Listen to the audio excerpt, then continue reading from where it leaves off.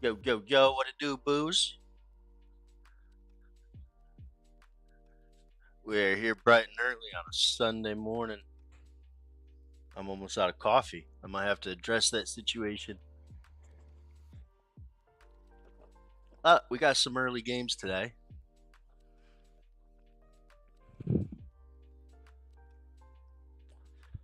I think Baltimore and Chicago is the first one we need to address. So let's see what's good with Baltimore. Charlie Morton. We'll see who he's gonna allow to hit.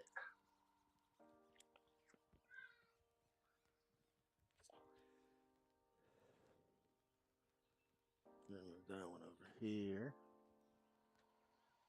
I'm just getting my I just got my results pulled together from yesterday. We went 4-1. Once again, two of our guys actually got two hits. I didn't personally bet on anything yesterday. I've been feeling under the weather recently, man. I'll wake up early, dude, and I'll crunch out my I'll crunch out my stuff, and I don't know. I run out of steam by like 4 o'clock in the afternoon.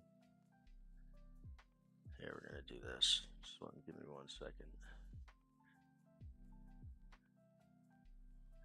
I'm gonna adjust this so maybe we can get a better. Oh wait, no, I want it over here. Never mind. Never mind. Who's up in here? Say what's up. Let me know your. How do we do this?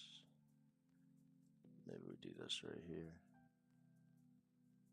Just trying to get everything centered. Oops. I want to move that one.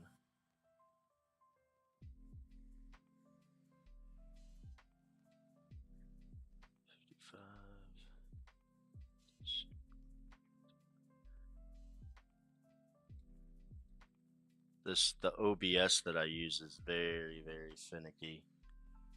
One wrong move and all of a sudden, yeah, it's very, very sensitive, to say the least.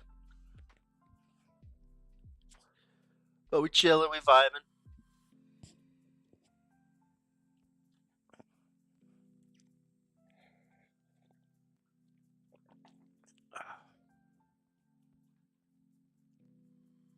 These are all my stat sheets. I fill out one of these for every matchup that I like, whether it's just one hitter or two hitter. Usually I'll get either one or two batters per game that I feel comfortable or confident, I should say, targeting. Some games I have to scratch it. I don't find anything, and it's just like, well, is what it is, you know.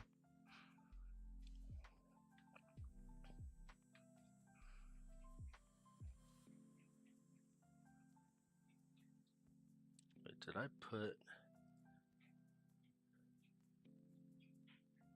Oh yeah, Bryson Stott. He did hit.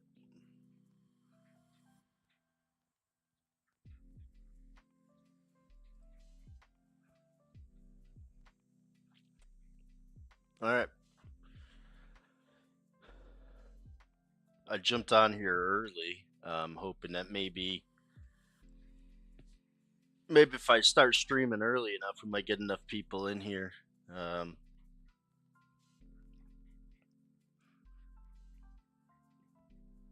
to make streaming worth it.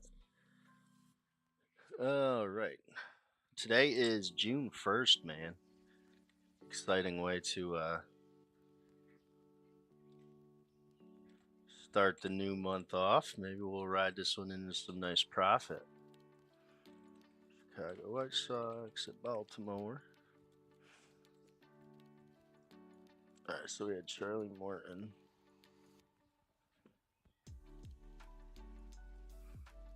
Home versus righties.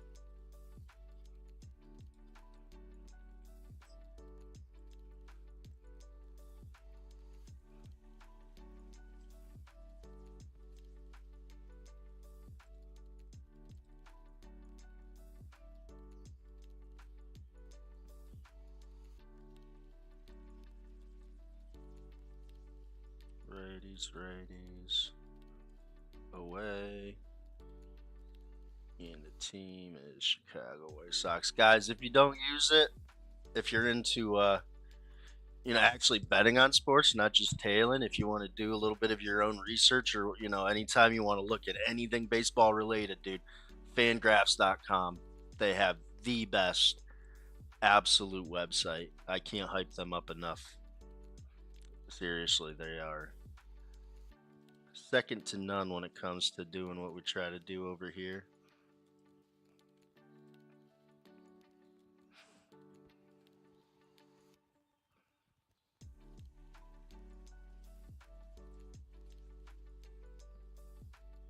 All right, so we're looking at Charlie Morton against right-handed hitters. That's who we're targeting today.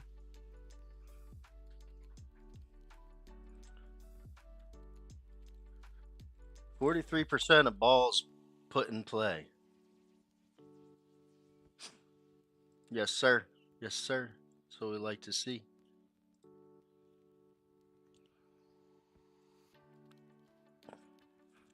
And it looks like the only targetable batter for him is going to be Miguel Vargas.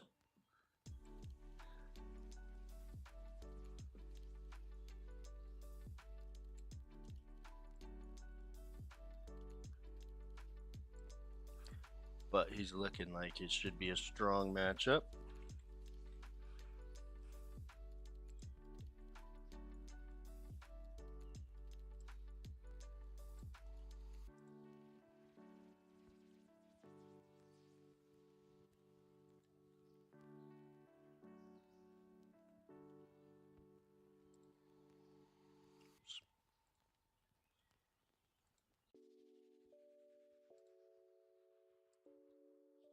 How we doing this morning? How we feeling? What are we feeling? What kind of games do you guys like? There's a lot of them today. A lot of baseball games.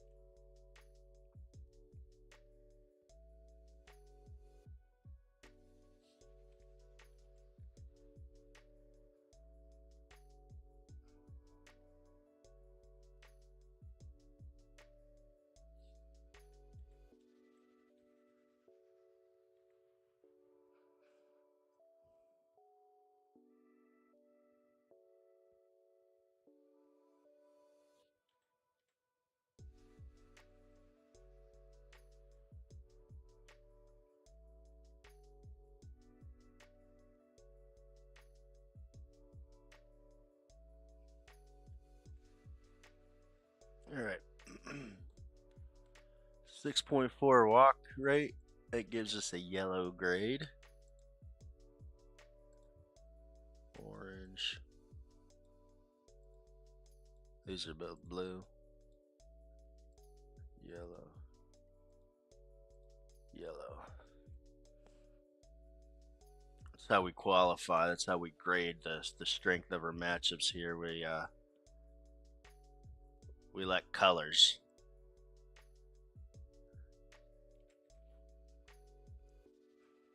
All right, so he's worth playing.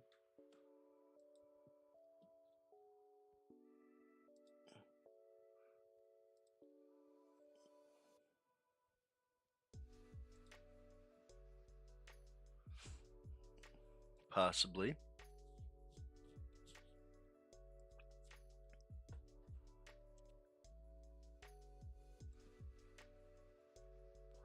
Just have a couple more things to check. They're putting Morton's line at 4.5 hits.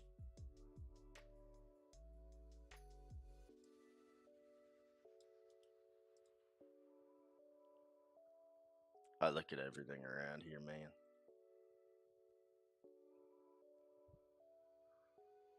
Alright, what's the price on a hit for Miguel Vargas? I like to use Pickett. I have Pickett Pro, just so I can track plays, which for baseball I don't really do. For basketball, it helps out a lot, but Pickett is free, man, and you can look and you can see what sports book has the best price out there. It literally tracks every single one. So, for example, on Caesars, Miguel Vargas to get a hit is minus 199, but you can get him on Bet Rivers for minus 186. Whereas FanDuel, if you only have FanDuel, you're paying minus 210. Right, and why that's so important, I'm going to give you guys a little bit of knowledge. So, say you had, if you only had FanDuel, right?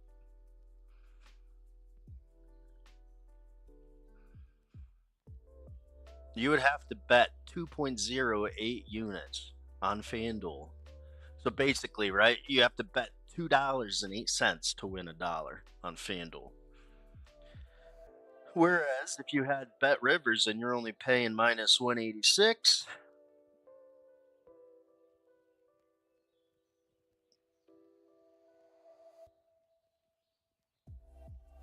you only have to put $1.85 to win $1. Right? So that's 23 cents. No, 20. Let me see if I'm doing that right. 14 plus 8.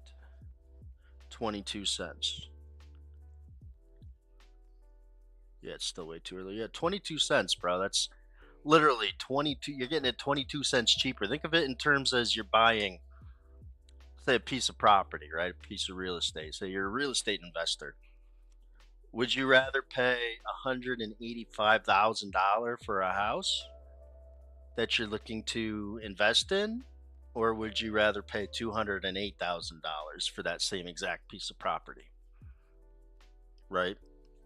Think about it.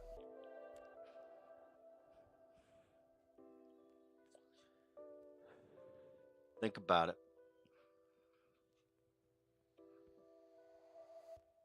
Because if you win, right? Say you're variance betting and you are laying, $1.85 or whatever to win $1 versus 208 to win $1.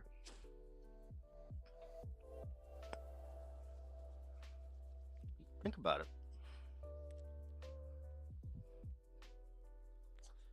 If you win, you're winning $1 regardless, right?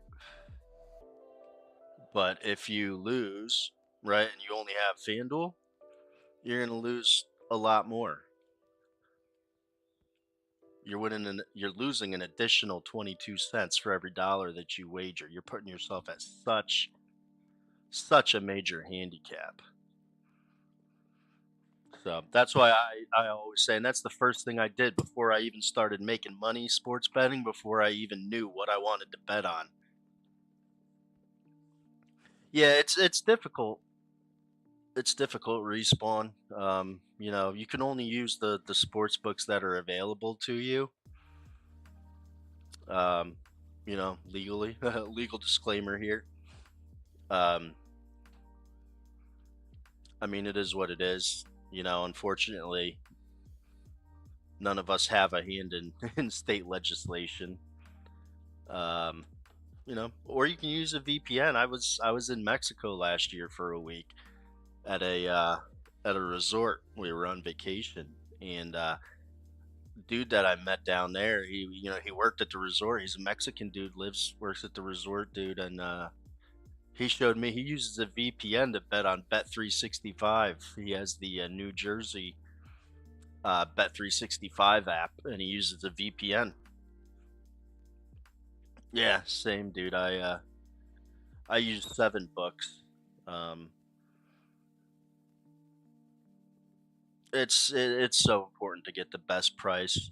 If you think of it in terms of, even if you're only gaining, say, 5 cents value over the course of 1,000 or 2,000 plays, that extra 5% value could be, depending on how much you're wagering, it translates to thousands of dollars long term, or hundreds, but pennies make dollars. That's how I view everything in life.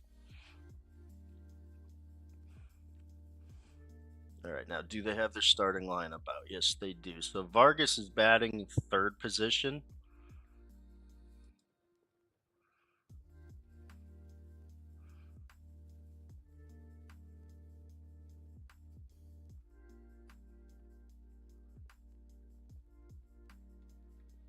Hmm.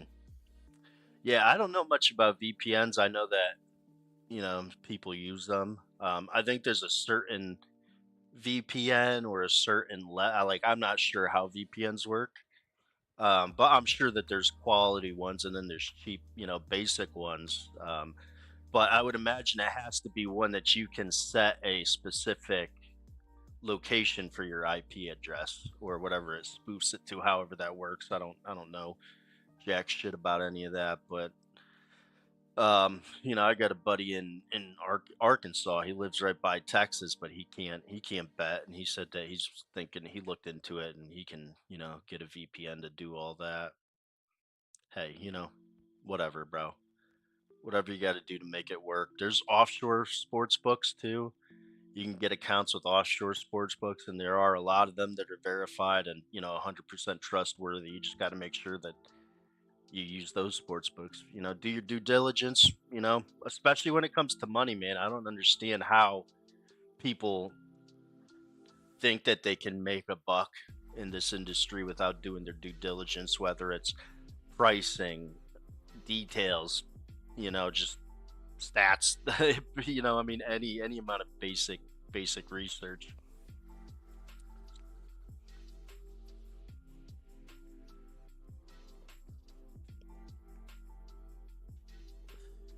So I think we're gonna fire on Vargas here. That's not a bad price. I mean, even even if you have to go to minus 200, it's not it's not the end of the world. Anything over anything.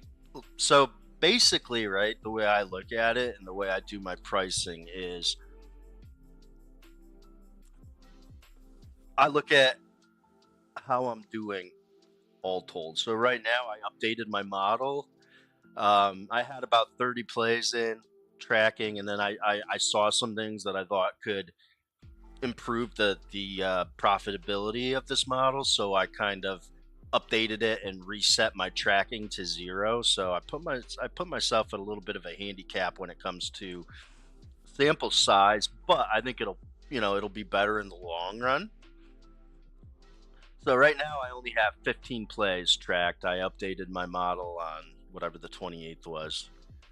Was that Thursday? Maybe. Let me see. We're at Sunday, Saturday, Friday, Thursday, Wednesday. Um, so I've had 15 plays since then, and I hit 14. So, or sorry, 11.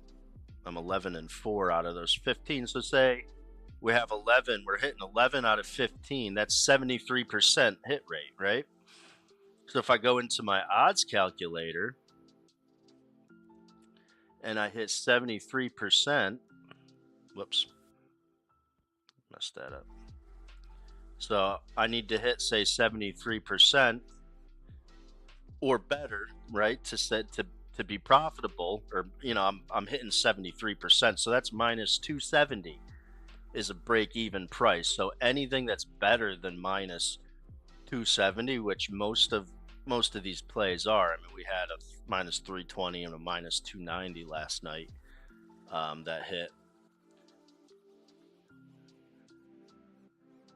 Um, so anything better than minus 270 is, in theory, is a profitable play for us as of right now and what we have going on. So that being said, even if you have to pay minus 210 for a Vargas hit, that's statistically a profitable play for us.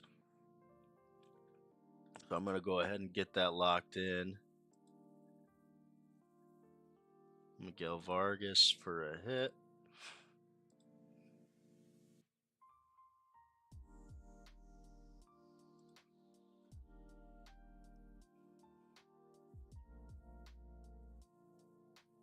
And minus 200 is not a horrible price.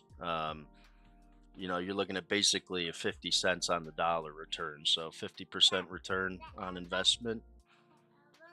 That's a price. That's a price you can live with. No, buddy, it's not even close to over. I just started working. What's that? What do you need? No, it's not over. No, not yet.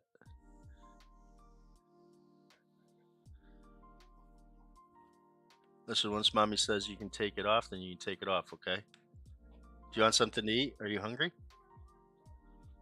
Okay. Yeah, I think Vargas is a good play. So what we're gonna do here then is I'll go in here. I gotta put the price that we got it at. So we'll put minus 200. Actually, no, minus 186 was the best price. So we'll do minus 186. We'll go over here. Let's copy.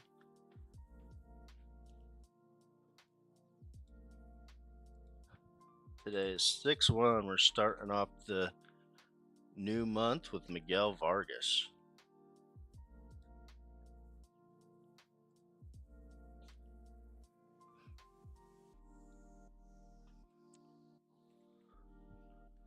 Minus 186. All right, and look at that. We just locked our first play of the day in.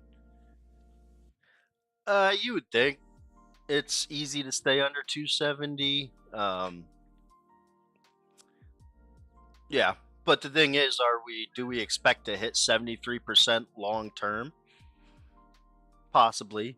But still, I like to see minus 180s, minus 200s for these hits. Minus 270, I'll play, but at that point, you're better off live playing plate appearances. But, we're still relatively early in this model, so we just got to try to see what works. And obviously we have to make adjustments. I've built out so many models over the course of these past 2 seasons. Some have worked, some haven't. You just got to stay you got to stay adaptive, flexible, roll with the punches.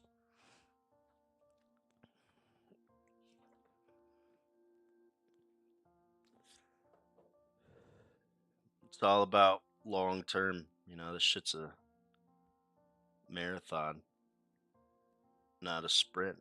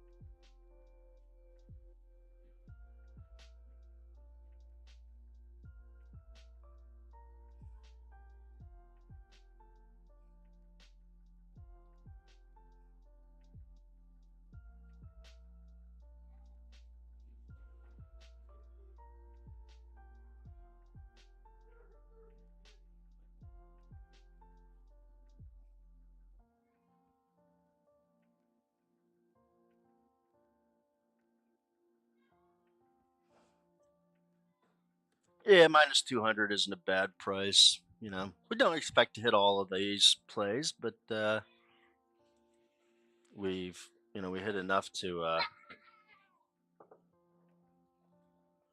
Oh no, I'm being attacked over here. That K model going. Yeah, I've actually. Here, I'll show you. I've started working on it. Um, Kind of updated the model, the interface, made everything, cleaner. So yeah, that's in the works, but that's taking backseat right now to these hit models because probably what I'll start doing Respawn is I'm at dude live plate appearances. It's starting. It's looking like live plate appearances are the most profitable way to do things in terms of ROI.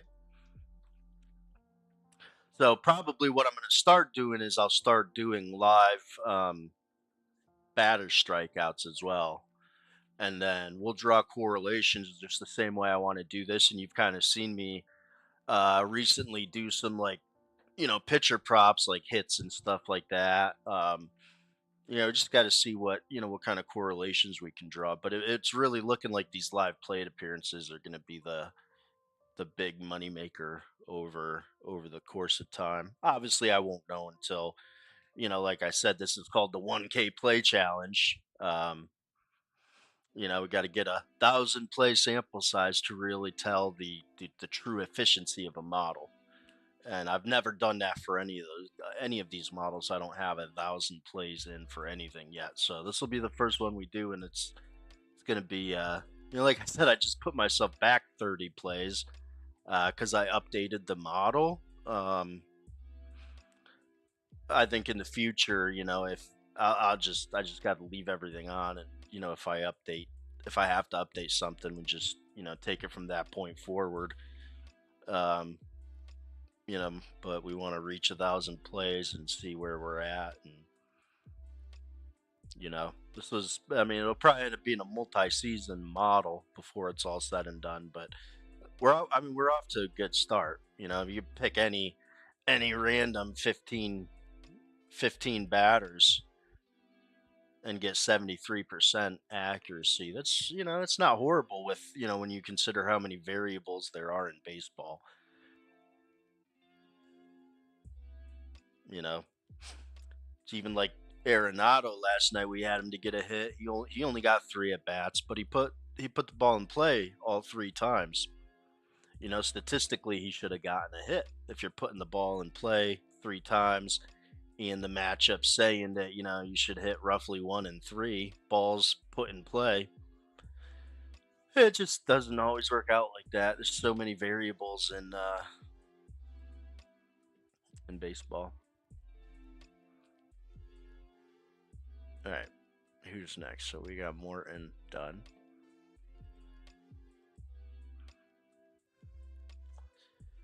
Jack Conowitz at 140. It's the Angels game.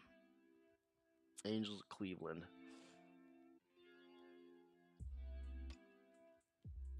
All right.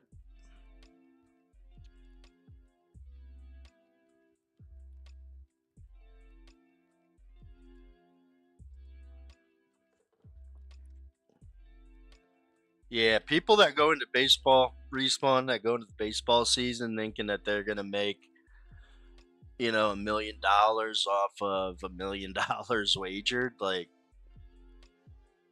nah, never, never. You're looking at. I mean, I like to set my sights high. I'd like to see 15% ROI over the course of a season. I'd It'd be nice if that happens, but dude, I'll settle for 7%. 7% ROI off of any given model, and you have 3 or 4 models going, you could make a decent amount of money. But it's just getting there. It's a grind. You got to put in the work. You got to do this every day. Most of these days, I get up here and I don't feel like doing this amount of work for 4 or 5 plays. But if you want to win at baseball, if you want to win at sports betting, you got to put in the work. There's no way to get about it. All right, so we got left-handed hitters against a right-handed pitcher. Cleveland's at home. There we go, Cleveland. Do we have anybody targetable? Cleveland has a lot of lefties. A lot of lefties.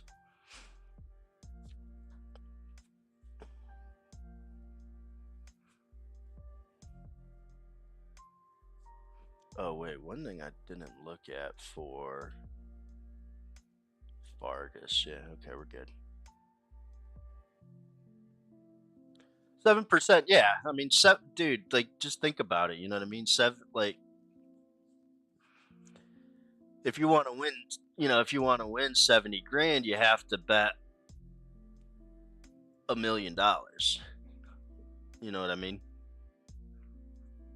But that's a lot better than having to bet $1 million to only win, say, 30 grand or 35 grand, or losing money. I mean, people lose money every day. There's a lot of people out there that lose a lot of money. I don't. I'll have losing days here and there, but all, long term, and even with, I mean, I can go back from when I very, very first started betting, right? And a learning curve. And I went through some huge learning curves, but I'm still hitting, almost 4% all time. And you just look at, the progression of things, and you just see that I keep increasing month after month, year after year, doing better. And that's what it's all about.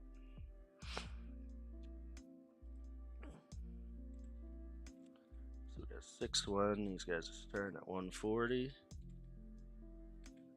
And it's the Angels and Cleveland.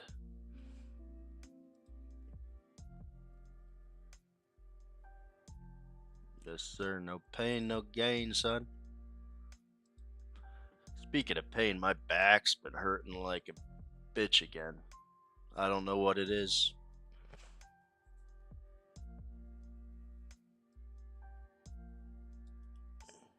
Some days it's better, some days it's worse. I haven't worked since March, dude. You would think that, like, I should be healed by now, but I don't know. The doctor I talked to, one of them, I've talked to so many doctors recently, but the one said that the healing process is a long journey. It could take up to 18 months. That's a year and a half, motherfucker. That's a long time. Really wish I could get back into the gym and, back into the workforce, but can't do shit right now but this, so I'm just trying to put in the work and, take advantage of the time while I have it to get, make some progress in the right direction. He's allowing a 358. It's not bad. He's batting 358. And then we're going to look at Ramirez for the hell of it, too. Yeah, I appreciate that, man. I hope I do as well. I'm sure it'll be all right in the end. I have a feeling that everything seems to work out in the long run. If you just do the right thing and keep your nose clean, and if you put good energy out there, I've seen that good energy tends to come back to you. So that's what we're banking on.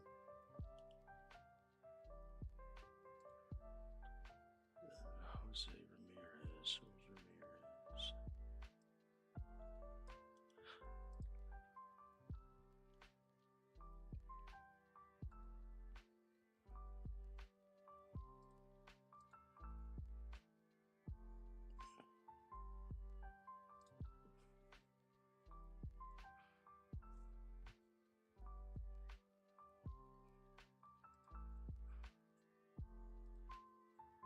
I really thought I'd be able to target Gavin Williams too, but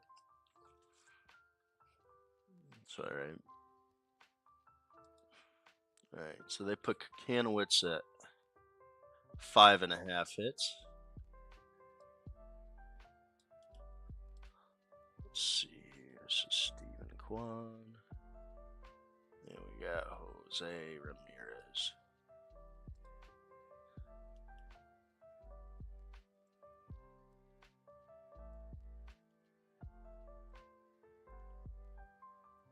Kwan's batting leadoff. Ramirez is batting right.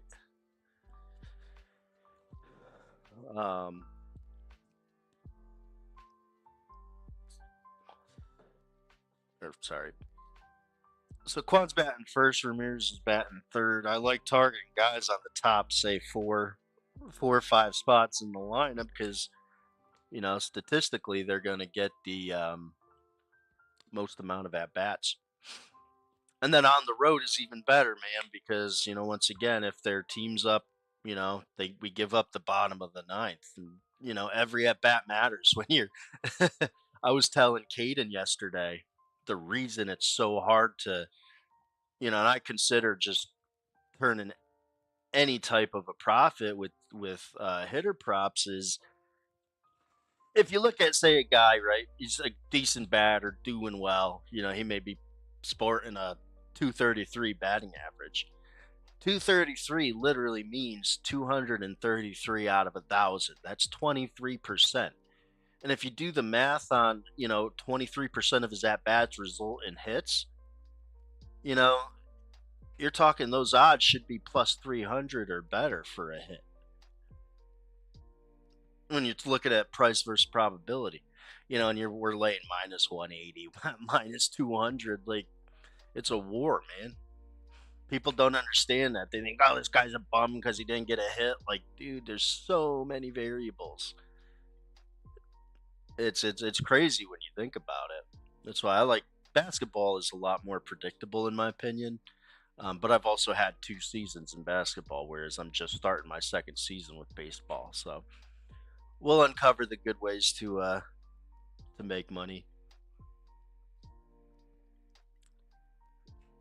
Fading the Guardians this year, being pretty profitable. Yeah, dude, there's a lot of value in fading, popular teams, especially early season.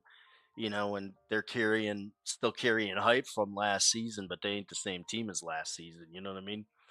There's some good money to be made fading popular players and teams. Lots of good money to be made.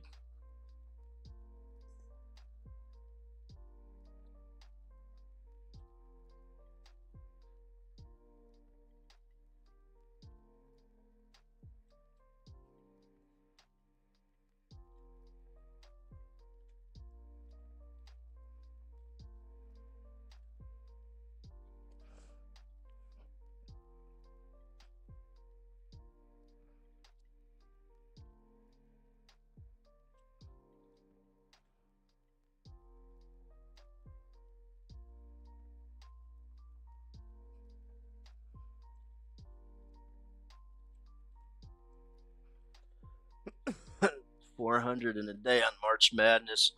Yeah, man, that's what I'm saying. Basketball, you can, and I think next season too. I'm gonna build on the model that I had, the PRA model that I had, and target better prices.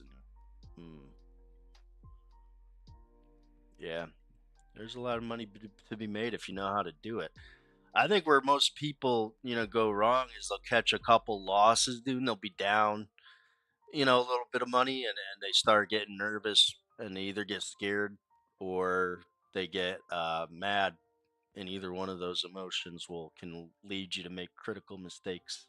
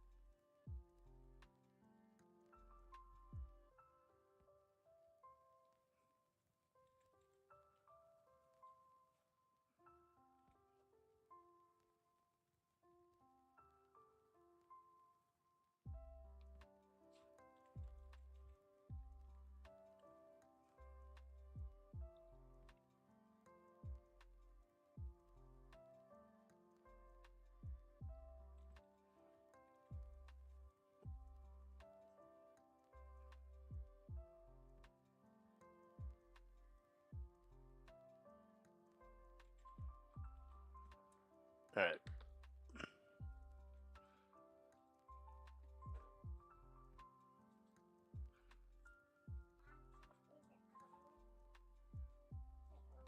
Five more minutes, buddy.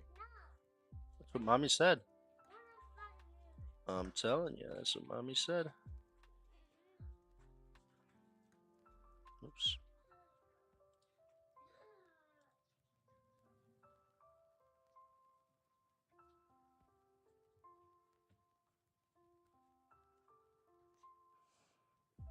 Soft hit.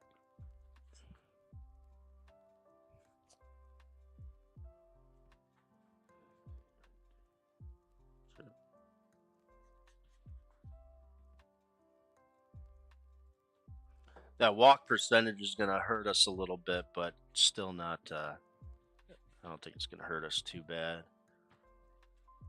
+4 +5 +3. We got 22.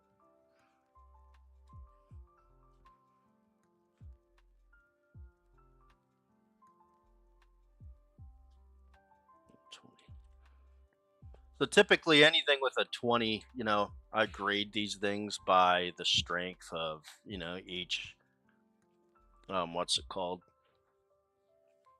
Each metric. And anything that I find that's better than 20, I play.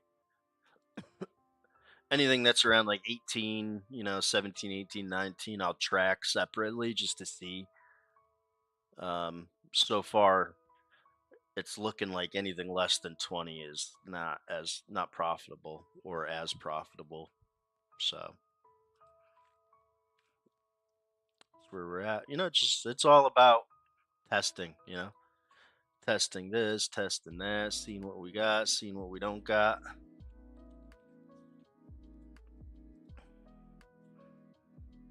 Quan for a hit is -300. Gosh darn it.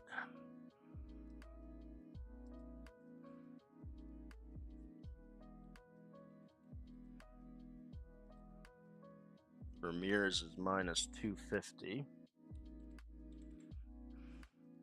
All right, so what we're going to do.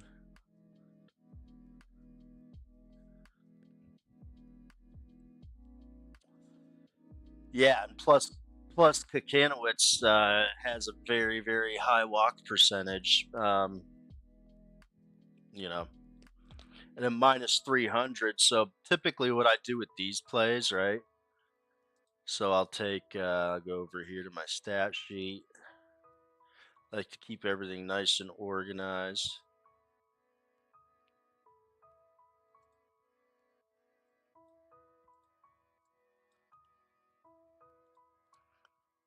So I'm going to put both of these guys on here because they both fit the model.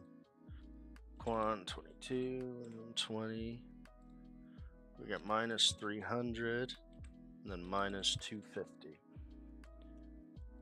Ramirez, I am going to take. Oh wait, was I? Yeah. So Ramirez, I'll take pregame at -250, just in case he gets a hit his first at bat. But what I'll end up doing is I'll live play the plate appearance for Quan.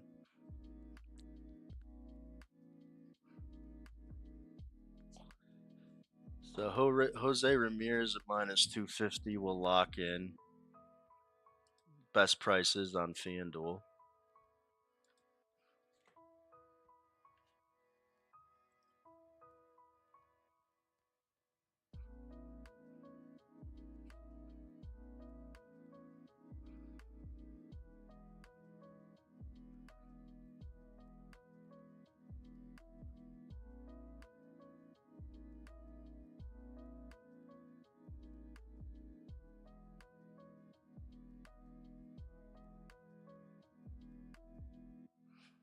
-250. It's not a sexy price, but you're still looking at 40% return on investment on that play. It's not horrible.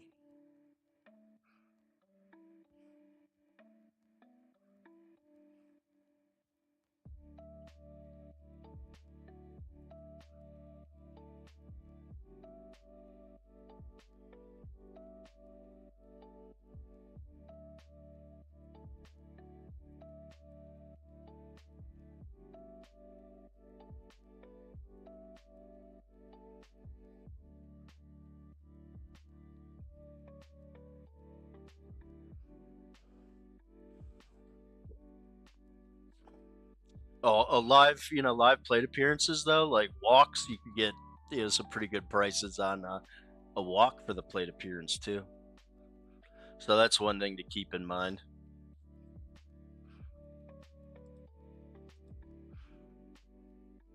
All right, look at that. We already got our second matchup done. Do you know, Jeremiah? Do you know if you can? Hmm, yeah, 280 is. But here's the thing. So you bet on Bet 365, and they usually have the best odds for live plate appearances. Just saying.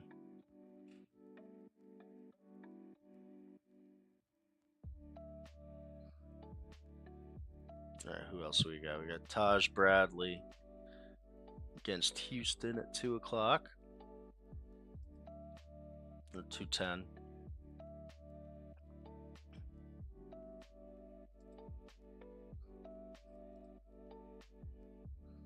That's so nice, dude. Everybody's got their starting lineups out. And if you want, Jeremiah, I'll be on probably till 4 o'clock.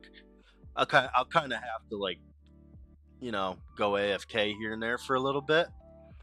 But I will be doing the live plate appearances today too. So stick around or tap back in once the games start. I'll definitely be doing live plate appearances as well. Even if I bet them pre-game, dude, that's just yeah. So DraftKings and Bet365 actually, those are the two books that I use for the live plate appearances. It's mainly Bet365, but every once in a while, you will find a better price on DraftKings. So I just check both because, like I said, that price matters, dude. Especially if you're looking at, sometimes I'll see -2 or +230 for a hit on one book and +265 on the other one, and it's like that's 35 cents difference. That's massive. That's a massive difference. All right, but we're gonna keep going. So look at that. We already found three batters today out of the first two games we looked at. It's all about volume. You want to get as many as you can, but you want to make sure that the quality is there too. All right, so we're looking at Bradley away versus right-handed hitters.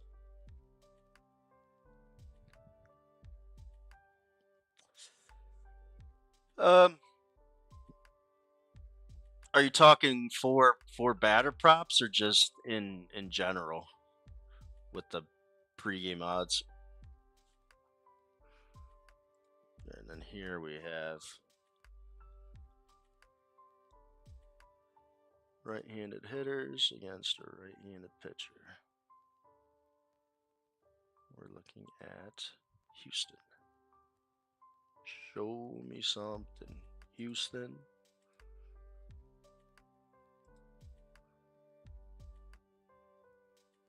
Ooh. Ooh.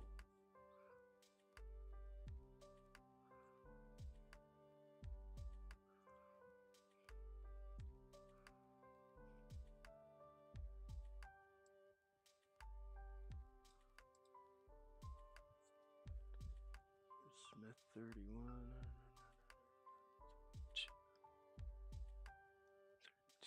All right, so we got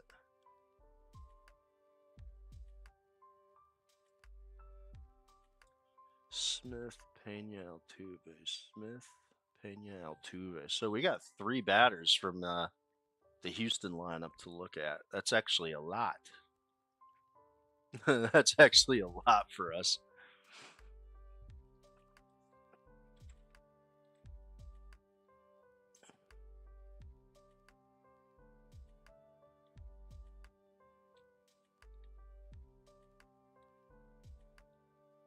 It's going down at 210. And it is Tampa Bay Rays at Houston.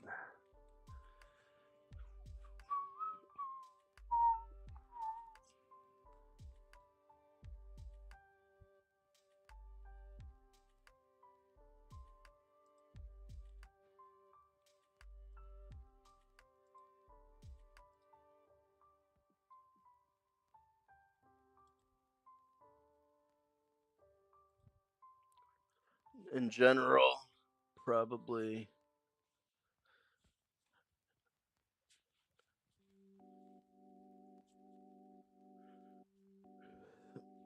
Yeah.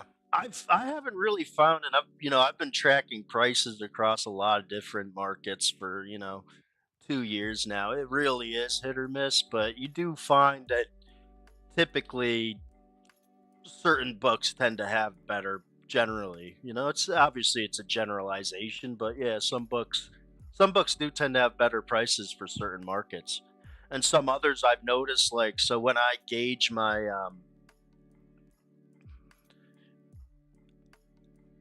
how can I put this?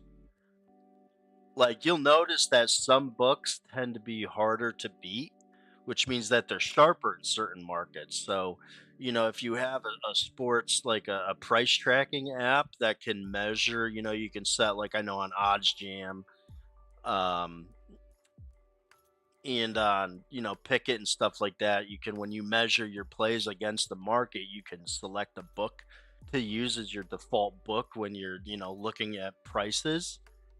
Um, Yeah, it's good to know. It's good to be familiar with the books and how they perform in certain markets, especially if there's markets that you tend to gravitate towards above other markets. Obviously you want to become efficient in everything that you do.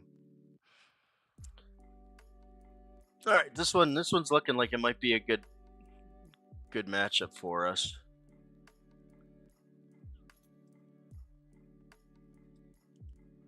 Wow, Ramirez, yeah, and I got him for minus 250 on FanDuel.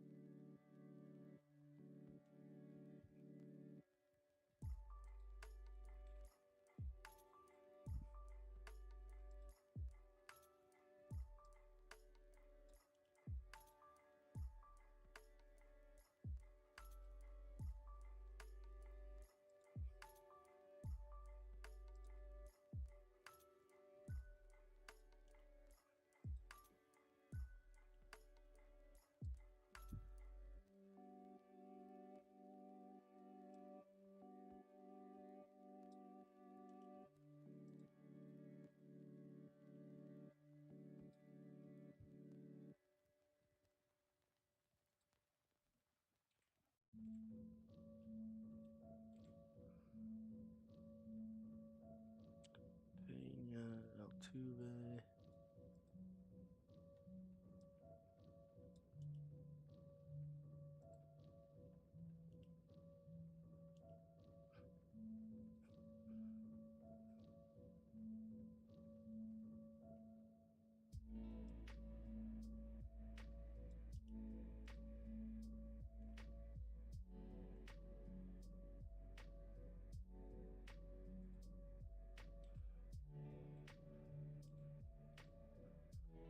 And then last but not least, Cam Smith, even though he's batting in the seven spot. So depending on what his odds are, I may not be playing him, but I'll track him just the same.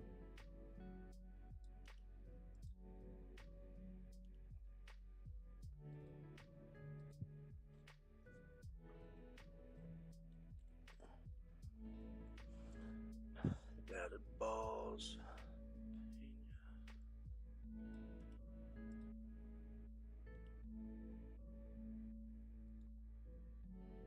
Altuve.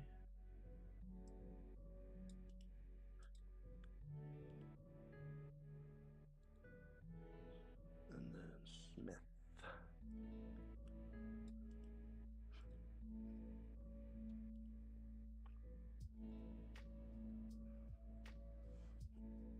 It is, but that's where the beauty of not as many at bats. Yes, and then being as they're at home, you know, potentially giving up the bottom of the ninth. That's a very hard um, bet to reach. pregame. However, once again, that's the beauty of these live plate appearances, man. You only have to bet against the starting pitcher. Whether he only gets one at bat or two at bats, it doesn't matter. You know what I mean? If he gets a hit, good. If not, you're not losing as much money because you're not betting as many times, you know? Which I don't know. Have you been in here for a live plate appearance session yet? Have you seen how we do it?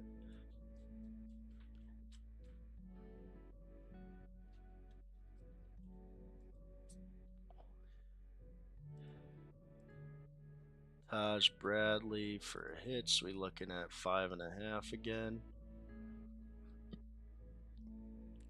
We're looking at Jeremy Pena.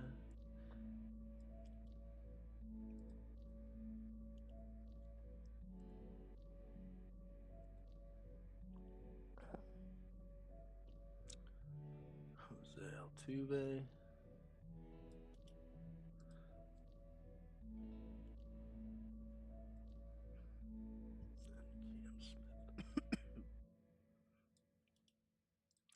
Cam Smith also has a higher strikeout rate against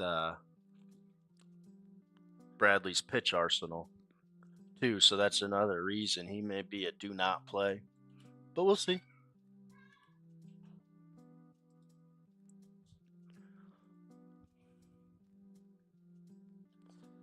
Yeah, all right. Just give me 1 second. I'm gonna brew another cup of coffee and check on my kid.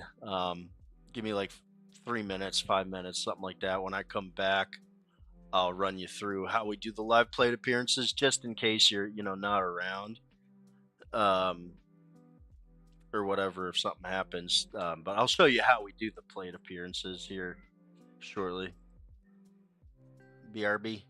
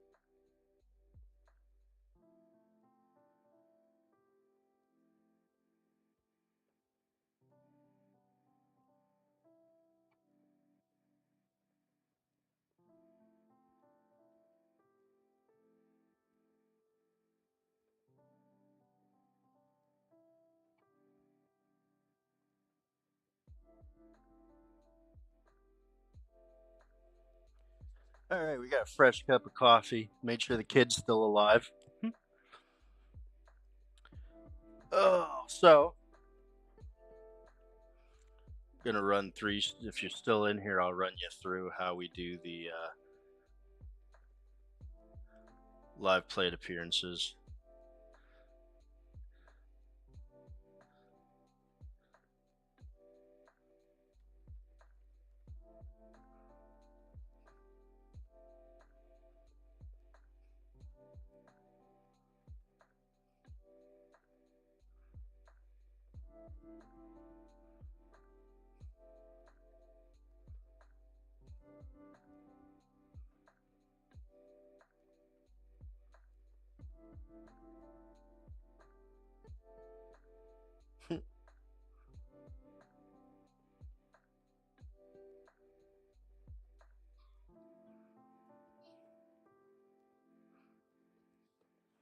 They're giving Ghost some some love in the Discord.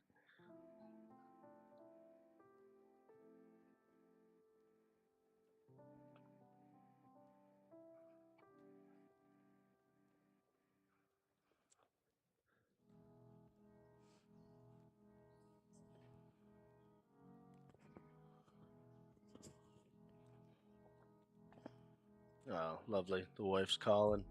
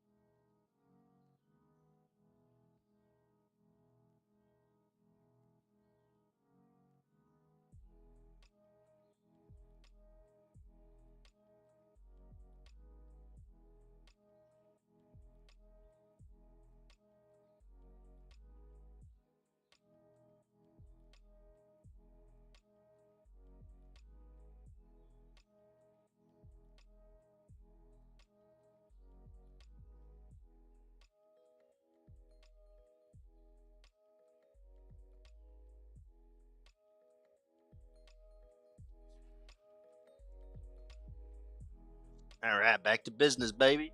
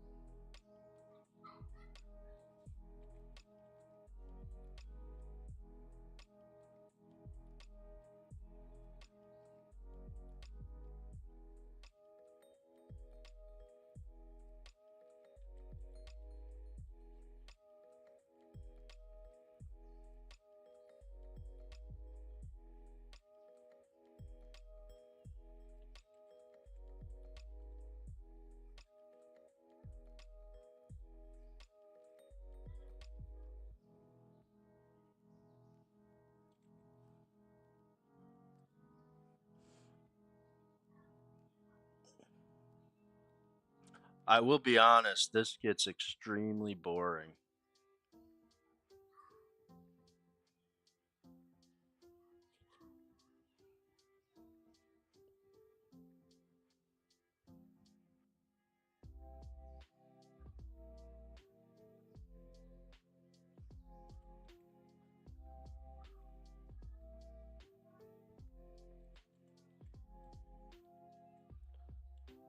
Lots of math, lots of copying and pasting. Very little baseball. Very little baseball, dude.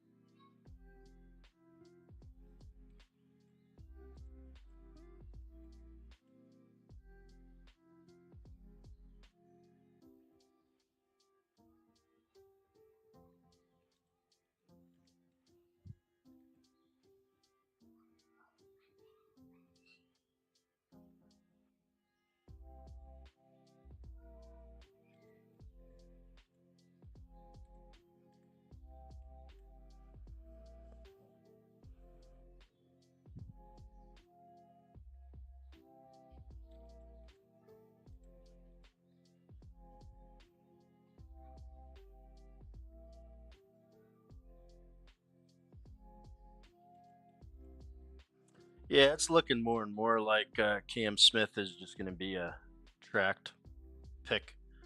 I don't think we're going to end up putting money on him.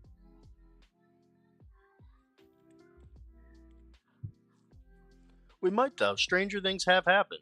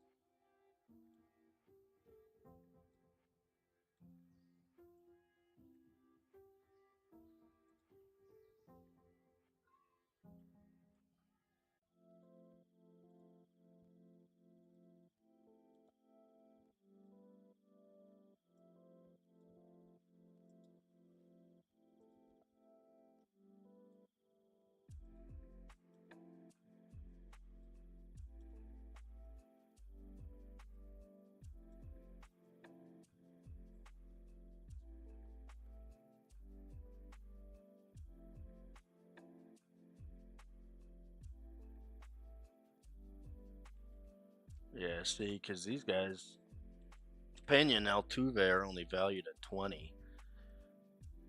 Fucking Smith's only gonna end up being 16. So that's not the type of matchup we want to play, anyways. However, Altuve and Pena.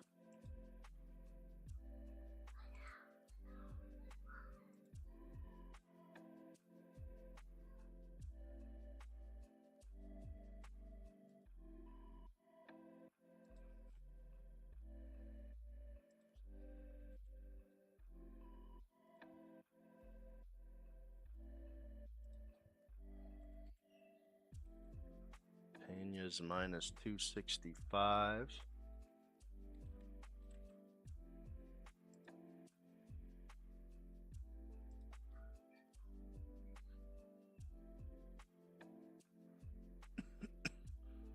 Altuve's minus 211. And just for yeehaws, let's see what Smith's at. Minus 160. All right, so look at that. We got two more batters. So we're turning up, even though we may not end up playing all of these guys, right? We still have all the sample size that we're tracking. This is a lot of information, right? Being gathered, being collected so that we can learn how to decipher it.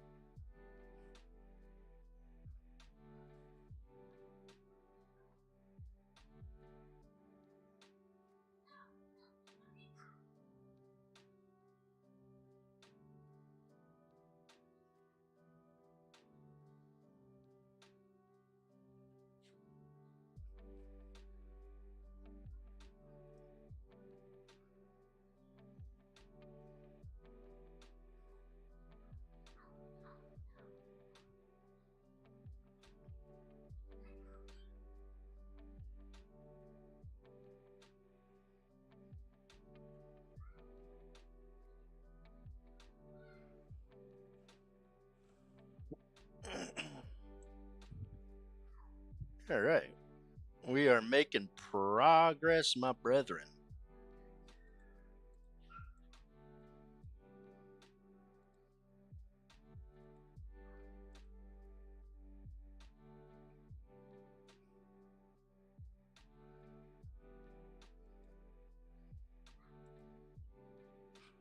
All right. Our next game is the Reds and Cubs.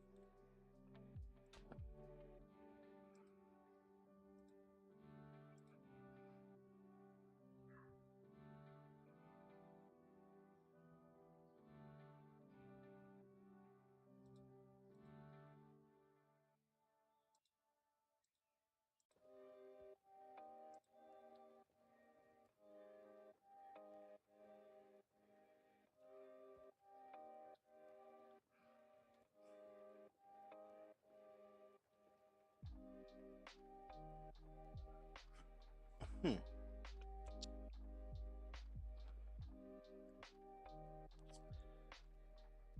So we have nobody.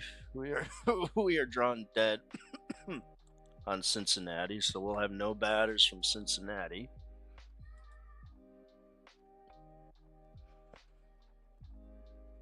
All right, our last matchup of the day for these hits. Let's see what we got. So Way versus lefties. We have Nick Martinez.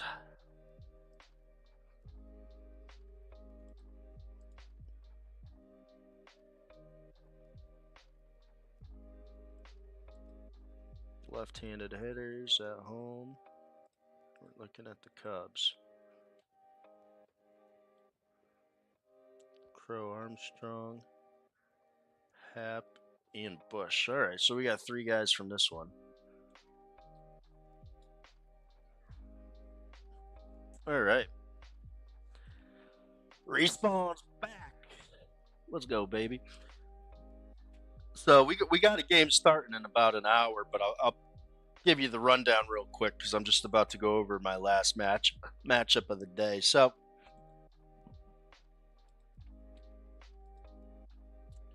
if you can see, but what we do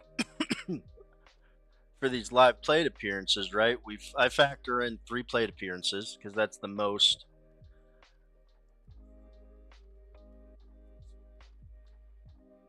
Remove my trailer 50 feet. How you doing that? Is that like a trailer as in a single wide? Or as in like a custom built trailer?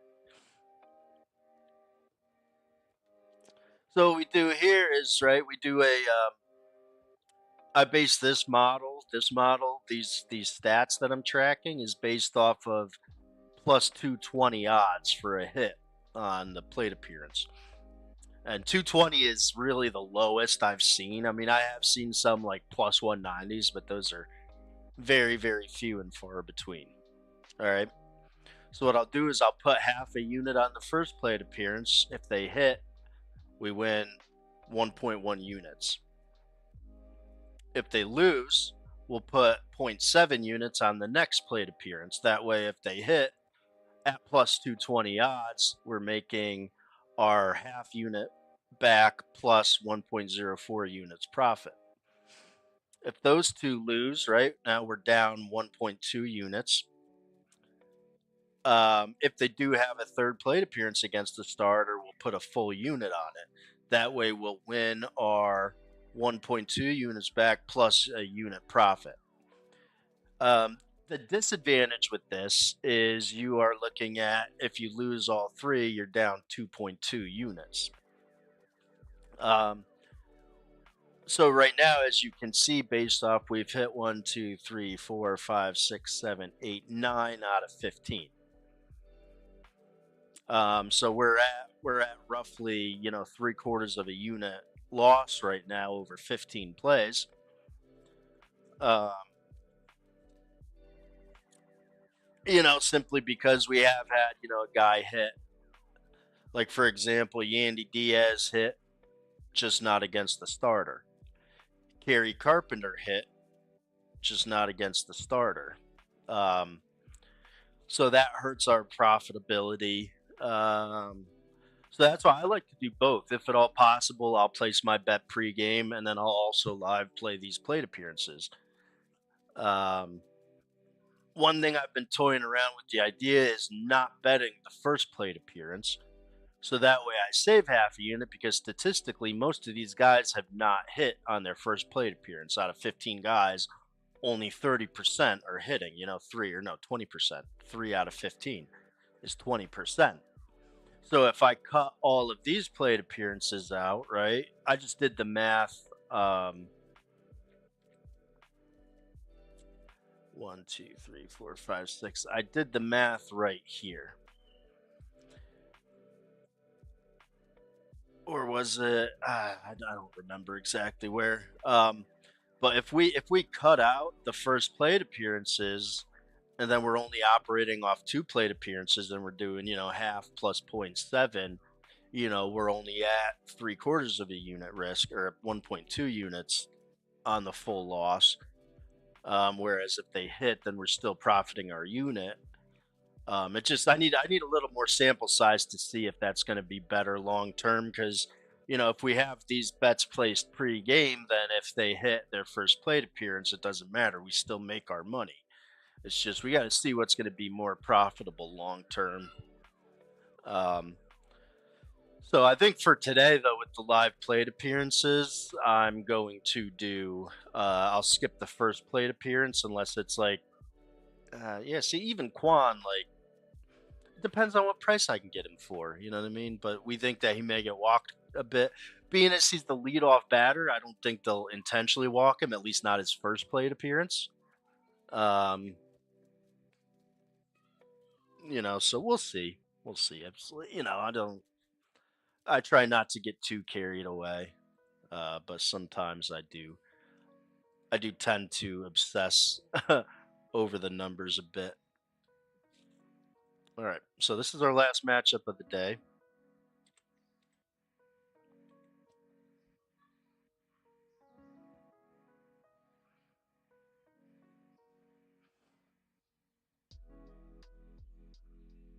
And this starts at 2:20. It'll be a nice early day for me, man. All my action will be done by like 4 o'clock,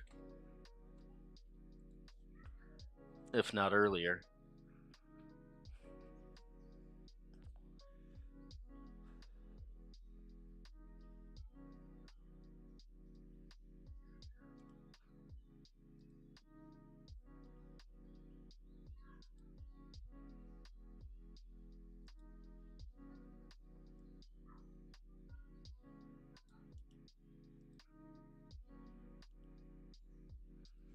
But I will say that trying to do these live plate appearances can be a little confusing when you have two or three, four games going simultaneously. So it's a grind, man. It is an absolute grind, but I love it, dude. I absolutely love it. Even the bad days are, part of the game.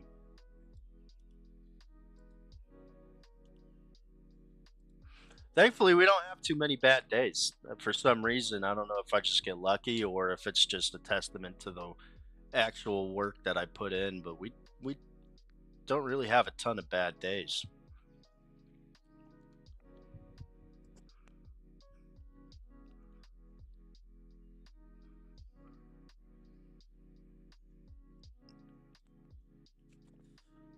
Altuve is usually good for a hit or two until you bet on him, and then nah, that's not true.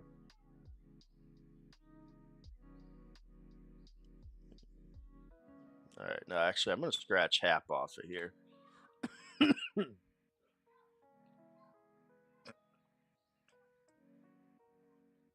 Although I would like to play him, I already know his.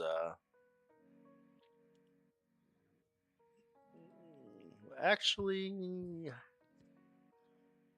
fuck it. I'll at least throw him up here. We'll track him.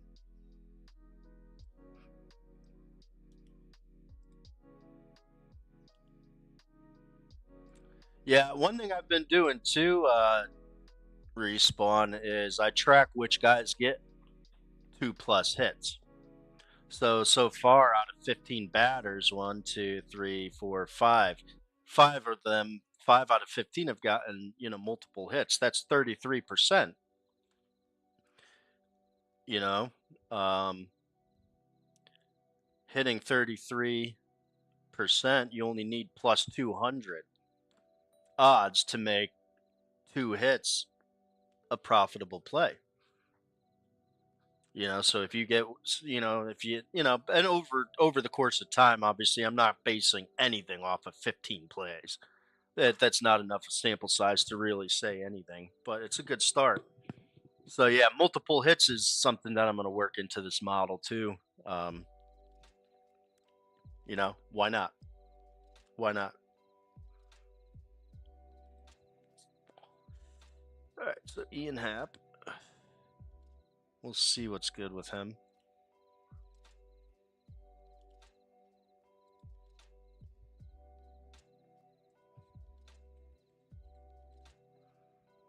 Then we have Pete Crow Armstrong.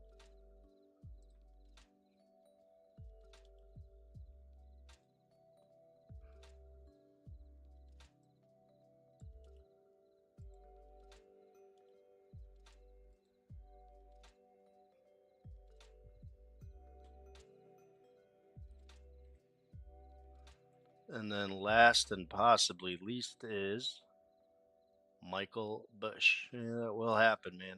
Will happen. It's crazy how, but that's the thing. But people don't understand. Oh wait, no, Michael Bush is no, we can't do Michael Bush. Never mind. All right.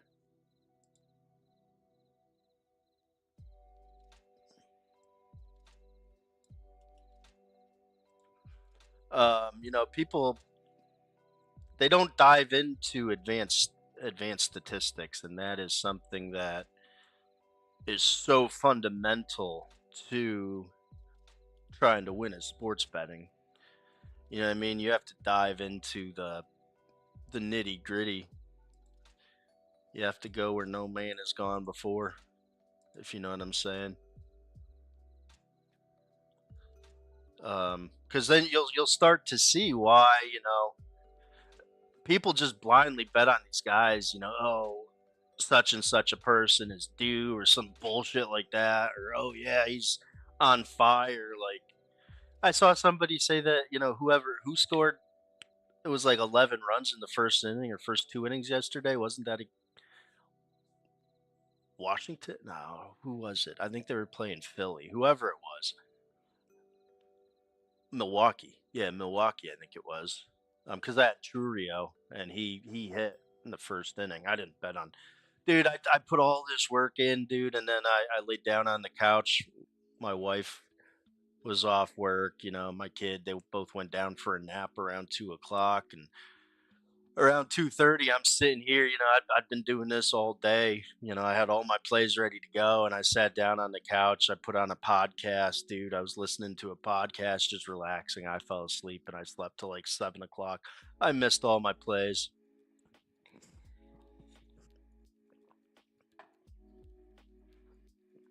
So I actually took both. Well, from Houston I took Pena and Altuve. I didn't have anybody from Tampa Bay.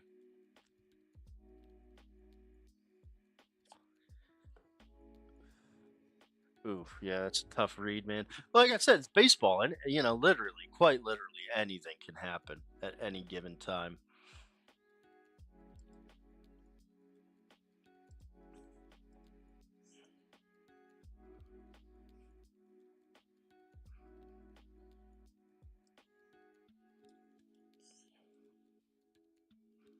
Yeah, no, I went 4-5 yesterday on my picks. I just unfortunately I fell asleep and didn't place any bets. It kind of sucks, but it is what it is. Today's a new day. It's a new month.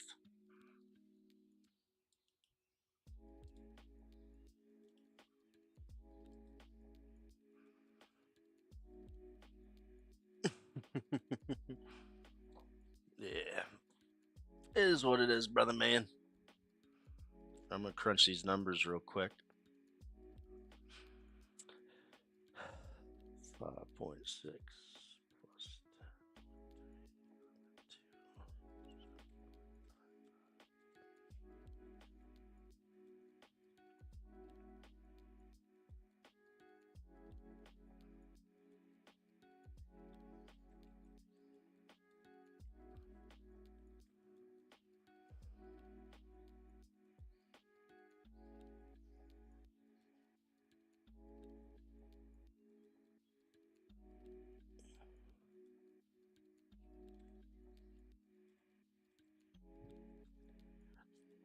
This is true. Um, However, there's no way to know going into it that, you know what I mean? It could have easily just been a 2 and 3 type of day that I slept through. You know what I mean? You don't know. It's easy to look back and say, oh man, I should have, but it's not a loss. I got 5 plays sample size to add to my back testing, and I got some much needed rest. Apparently, I needed it, man, because I passed out and oh man, I woke up at like 7:30, dude. My wife and kid were already showered and ready for bed, and I was like, holy shit, dude. It's just going through. There's a lot of mental games going on with the lawsuits that I have, and it's oh my god, a lot of stress, a lot of uncertainty for. I mean, it's not necessarily uncertainty for the future. It's more or less when is the situation going to be resolved and behind us so I can move on with my life type shit.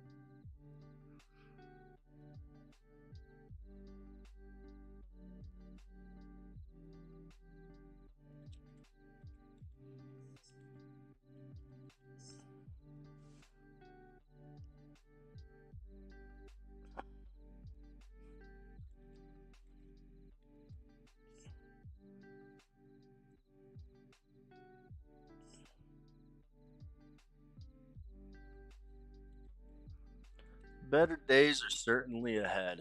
I believe that 100% to be true.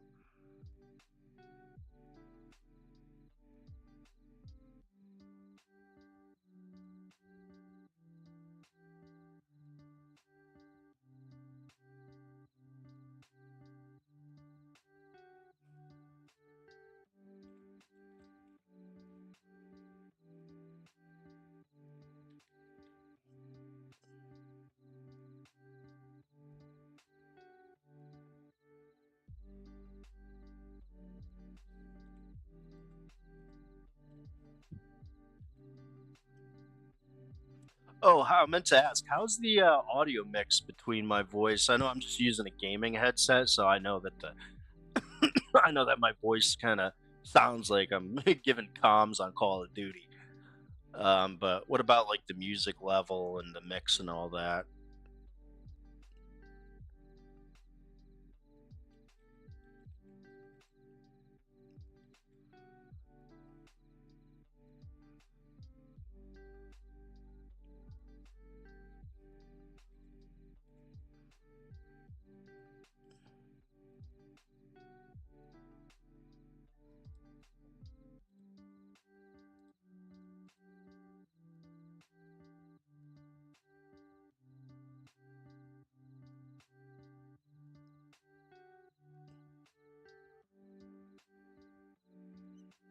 All right, yeah, I'll turn the volume up a little bit. Let me know.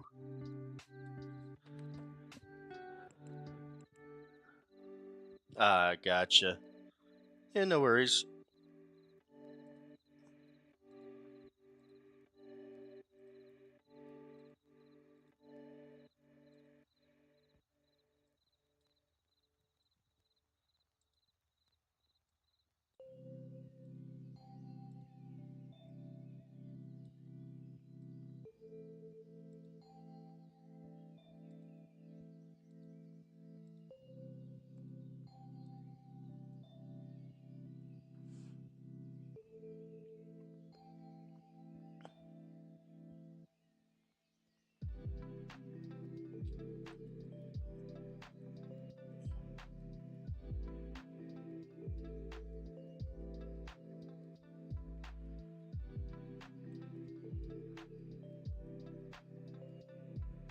All right, yeah, perfect. Yeah, that's kind of what I'm going for, dude. It's just kind of like background, background noise, something to listen to, in the background. I like lo-fi beats, anything chill, like chill step. I love chill music while I'm trying to work, dude. All right, so let's see what kind of odds we're getting. Both Ian Happ and Pete Crow Armstrong, I think, are good plays. Um, Hopefully the prices aren't too juiced. Mike, what's going on, Mike? Just wrapping up my research for the day. Pumped out a nice amount of plays actually for the amount of matchups. Ooh, that's strange. Ian Happ is minus 170 for a hit. And then Pete Crow Armstrong, minus 186.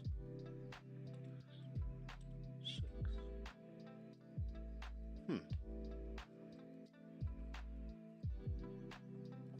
Oh yeah? Who's your buddy? I appreciate whoever he is for turning you on. Hopefully you find what you're looking for around here.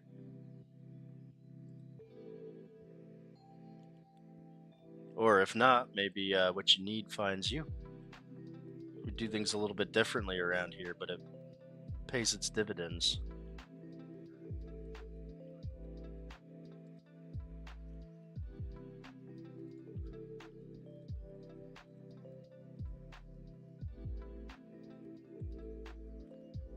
He was minus 170, and Armstrong's minus 186. All right, I'm gonna blow this up a little bit just so you guys can see who we got.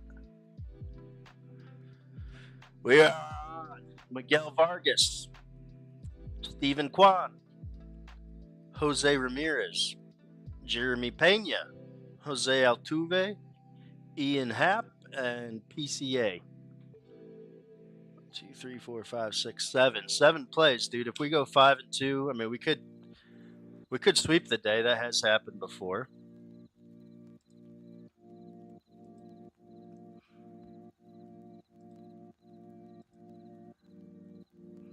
But I think Ian Happ to get a hit at minus 170 is a very, very good price.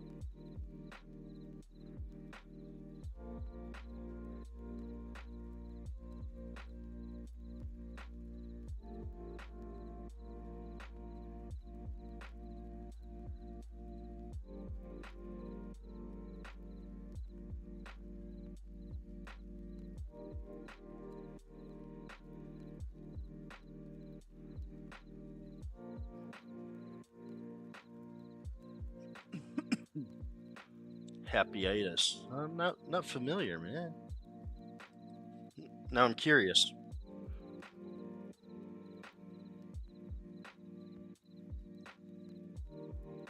Probably somebody in the Discord.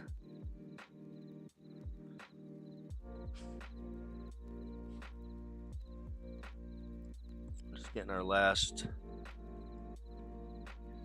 few plays locked in.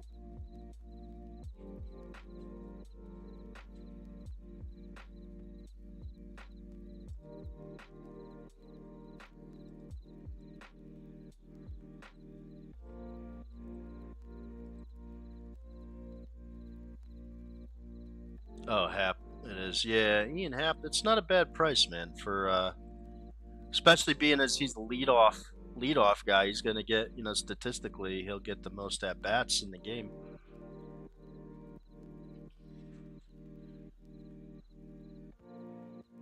Happyitis. I thought that was somebody's name. Hey, dude, there's weird names out there. Pete Crow Armstrong.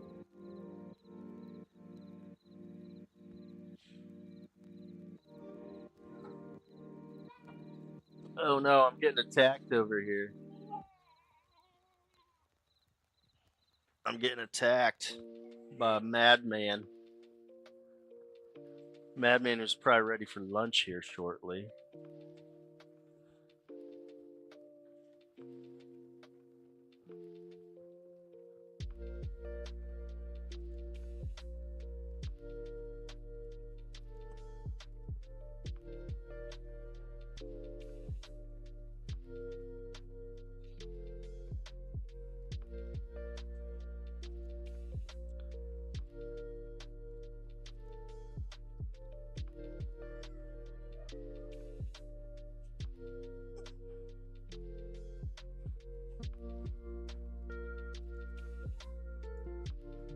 All right.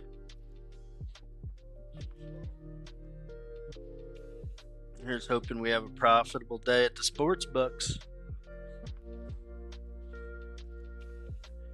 Yeah, he only really eats. He doesn't eat breakfast. Lunch is hit or miss. He doesn't eat a whole lot until he's going through a growth spurt, and then he won't stop eating. I myself only tend to eat a couple times a day as well.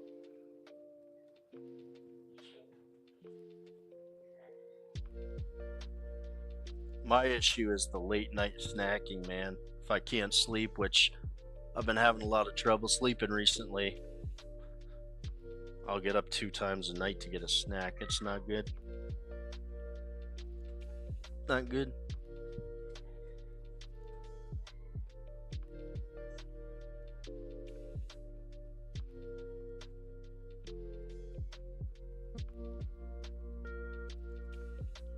Yeah, this is true.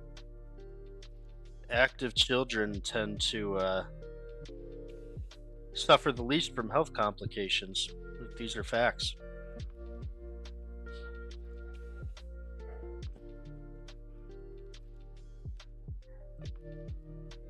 Yeah. Snacks are so bad. I mean, the quality of the food that we get here in the United States is dog shit to begin with. Pumping us full of poisons. They're making us sick so they can sell us a cure, bro. You cannot change my mind on that.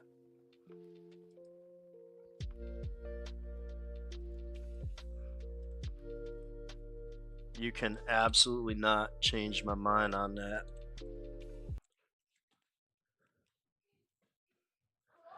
Yeah, so here it is right here on the screen. Um, Respawn.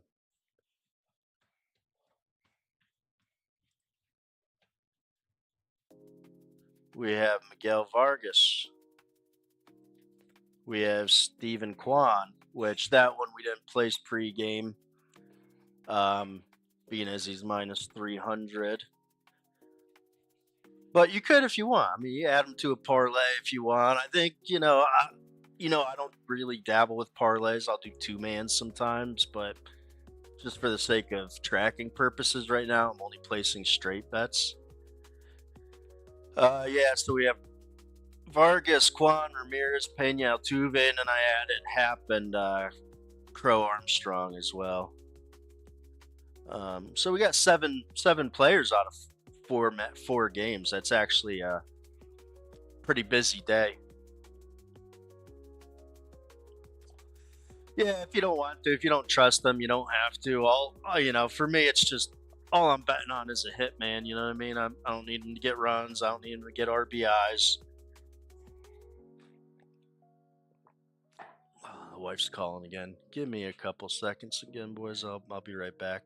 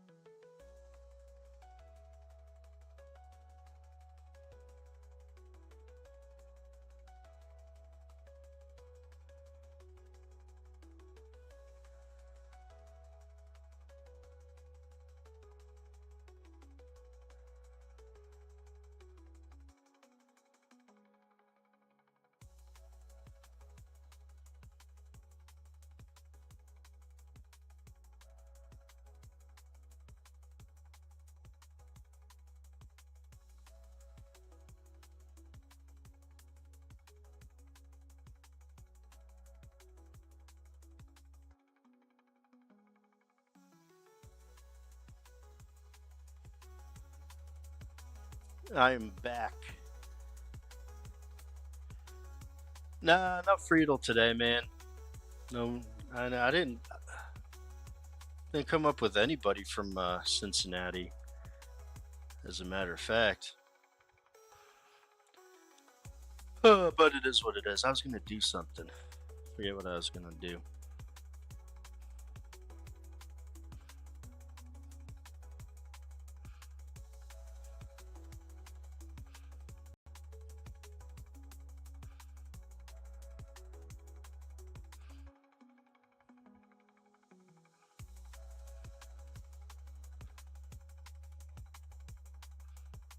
Um,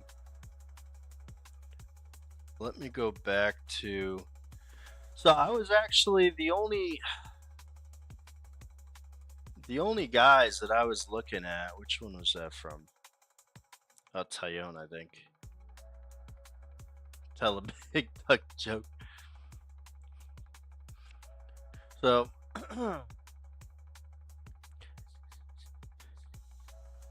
you've heard about the chicken crossing the road, right? But why did the duck cross the road?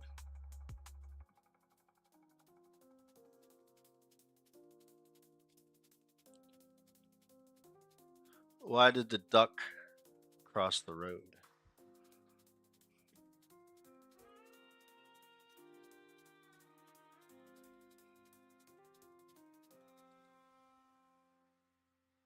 He was following the chicken. I don't know. I just made that one up on the spot.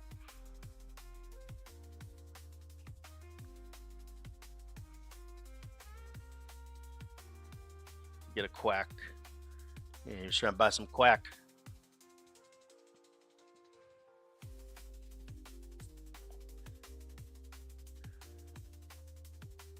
He wanted to buy some quack. I could tell stories about quack, man.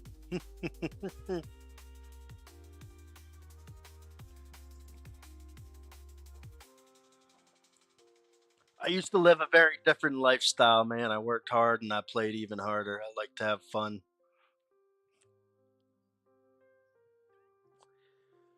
Before I settled down and got married.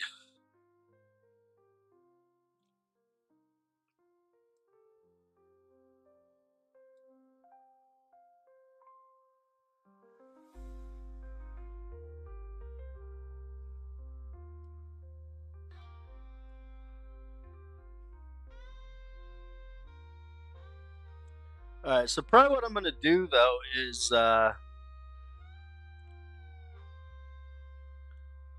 needed to lay a pick. Need to lay some pick on him.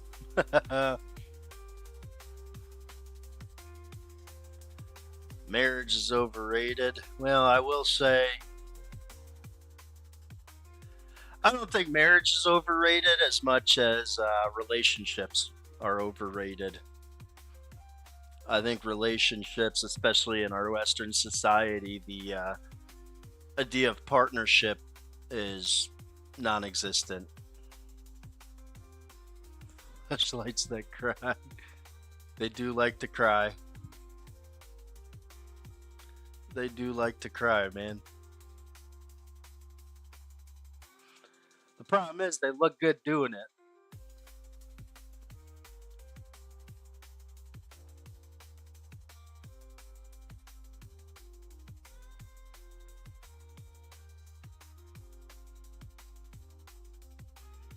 But I will say, if it's hard to find a good partner, I think for men and women alike, and it's not necessarily that there's a problem with marriage per se. It's just the way that relationships are done.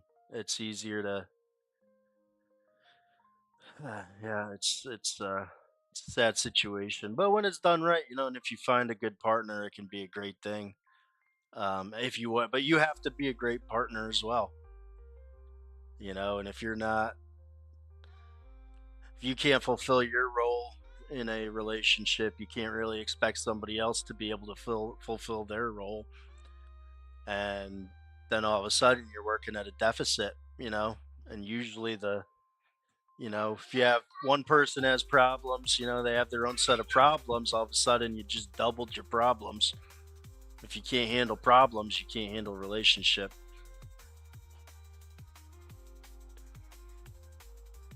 Yeah. Yep. It's tough. It's tough. You know, I think we're too dependent on the idea of relationships too. People have forgotten how to be independent, and that's not just from one partner to another, but society as a whole, especially with social media. It's really amplified our need for approval, for validation, and especially women are more emotional creatures, and obviously with emotion comes the need for validation, and but we as men go through it as well. Yeah, this poodle is fancy as hell, dude. She's so my wife and I, we board dogs, and this where is she? Vivian. She is very high maintenance. We have her for about a week. Uh, she's yep, very high maintenance. She's very well taken care of, right? Spoiled and loved. Too fancy for my taste, though.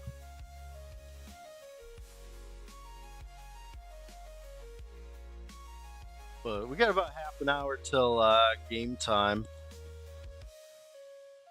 Let's see who we're looking at first. We have who do we have?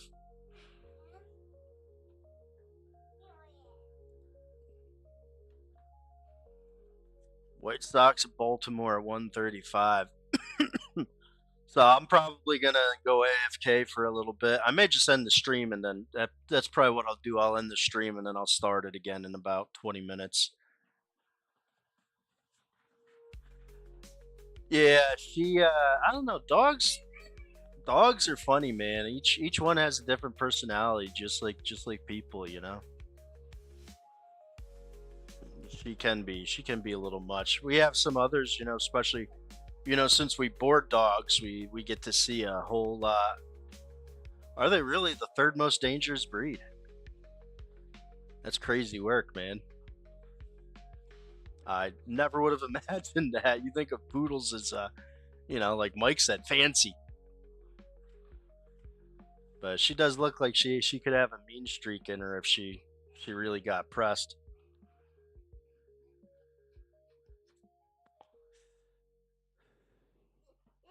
That's crazy. But all right, yeah, I'm gonna end the stream. I'll start it again in about 20 minutes. I'll be back. I'll get some lunch in the meantime.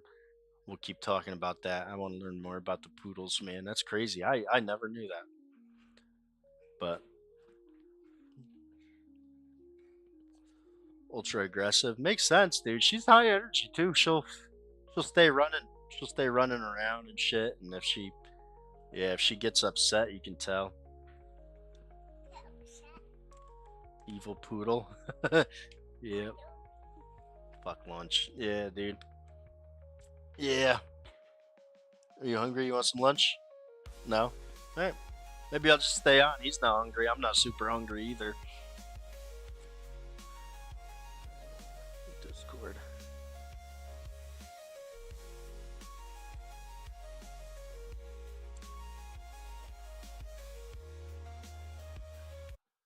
Dude, I saw that Challengers.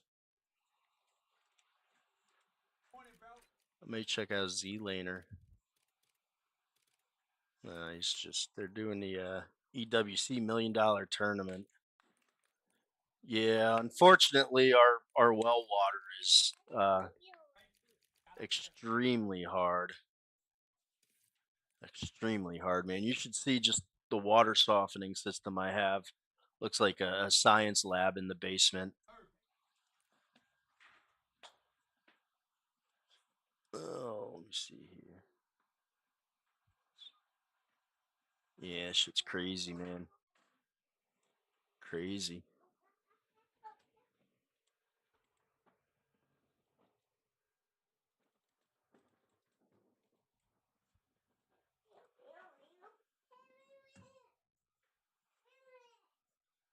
It's the Challengers Elite that's going on today.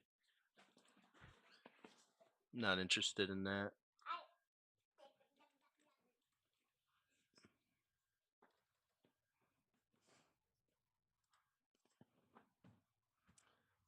Z-Laner's the GOAT.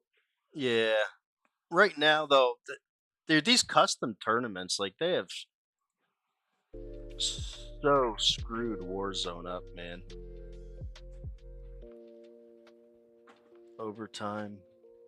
Australian. Yeah, I'll have to give him a look. Oh, I don't know. I've been watching Z-Laner. I used to be convinced he was a hacker, dude. Um, the more I watched him, and especially as I got better at the game, and I was realizing that a lot of people you think hacking are just skilled, dude, and a lot of it boils down to game sense. You know what I mean? These guys that can pull off crazy plays, it's just because they have impeccable game sense, and it usually stems from you know natural ability. Some people have it, some people don't.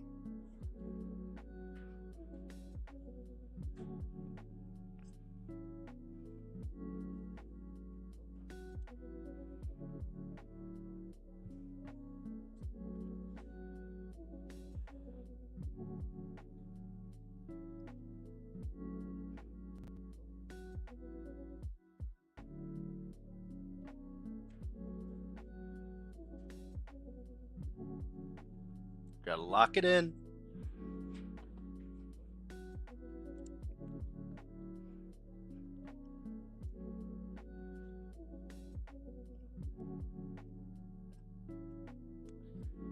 Yeah, I've always enjoyed Call of Duty, man. I didn't start playing until I was 20. I was like 26, I think, before I started playing video games, and I got caught up in it for a couple years. But I still enjoy watching it. I don't play as much. I haven't played recently. The game's just so dog shit, riddled with bugs. Yeah, so the guys that were on to get hits, Mike, we're looking at from the White Sox and Orioles, we got Miguel Vargas. And then Angels and Guardians, we have Steven Kwan and Jose Ramirez. The Rays at Astros, we got Jeremy Pena and Jose Altuve. And then from the Reds at Cubs, we're looking for Ian Happ and Pete Crow Armstrong. So we got 7 guys. It's actually a busy day for me. Typically, I'll come up with between 4, 5 maybe. One day, which day was it? I think it was like Wednesday, or no, Thursday. I only had one guy. It was Yandy Diaz. He ended up getting a hit, so that was good for us. But yeah, I try to only pick the strongest of the strongest matchups, man. If you look at, I think of it as a funnel. Think of it as a funnel. Here we can go to something like this, right? We'll get a good. Can I not? I don't want to do that one here. We'll just do this one here. Think of it as a funnel, because if you're looking at however many games, say 15 baseball games a day, right? On any given day, you're looking at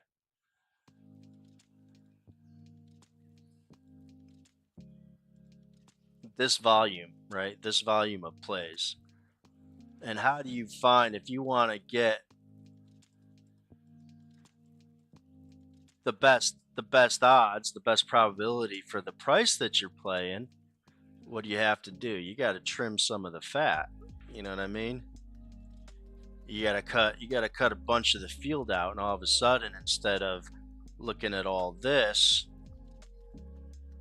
right? You're just doing this. And then from there you get down into you're finding it even further. So all of a sudden you're only looking at these guys, and then when it's all said and done, you funnel it through the process, and this is what you're left with. You took all of this, you filtered it down to something that gives you a good chance of being profitable. So I don't care what anybody says. It's difficult to be profitable sports betting. It's not impossible, but it's difficult. Anybody that can do it for an extended period of time has my respect for sure.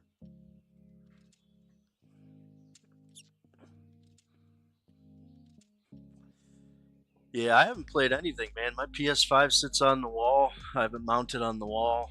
It's just sitting there. Dude, I should sell it honestly. I don't really have time for it. You know what I mean?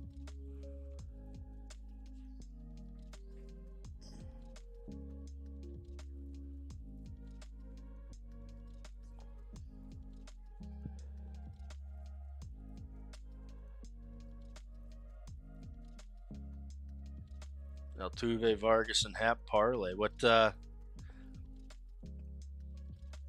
239? See, that just doesn't seem like a great price to me for three hits. The three guys to get a hit. I mean, it's probably not bad, but to me, that's just not a lot of value.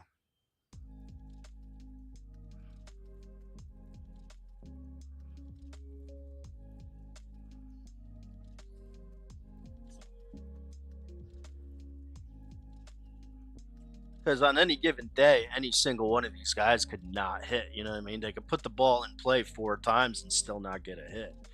You know, these things happen every single day for no reason. That's why plus 239 for a three leg parlay. Just, oh.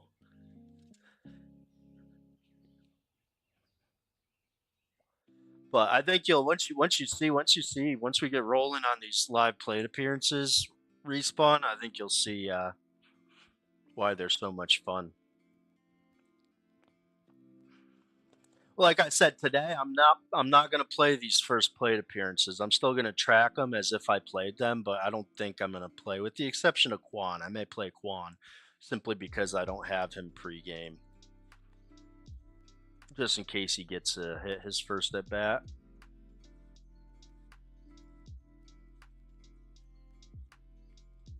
But we'll see. We still have the rest of the season, man. We got a couple months to get this shit dialed in and pumping out some good numbers, so that way next season, I don't have to wait till June to figure something out. We can just hit the ground running. Yeah, that's what I'm saying. That juice, man. Like, people don't understand that these plays are so extremely juiced that if you don't have the best of the best statistical matchups, you're putting yourself at such a disadvantage that most casual sports bettors probably wouldn't believe me if I told them just how much of a disadvantage they're working at. We're talking 20, 30% negative expected value.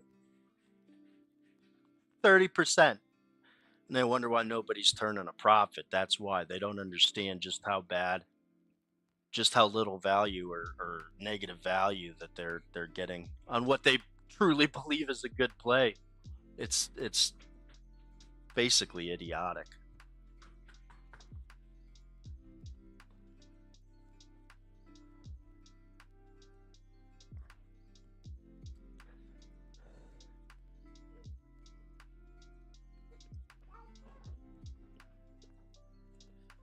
The thing to keep in mind with the live plate appearances is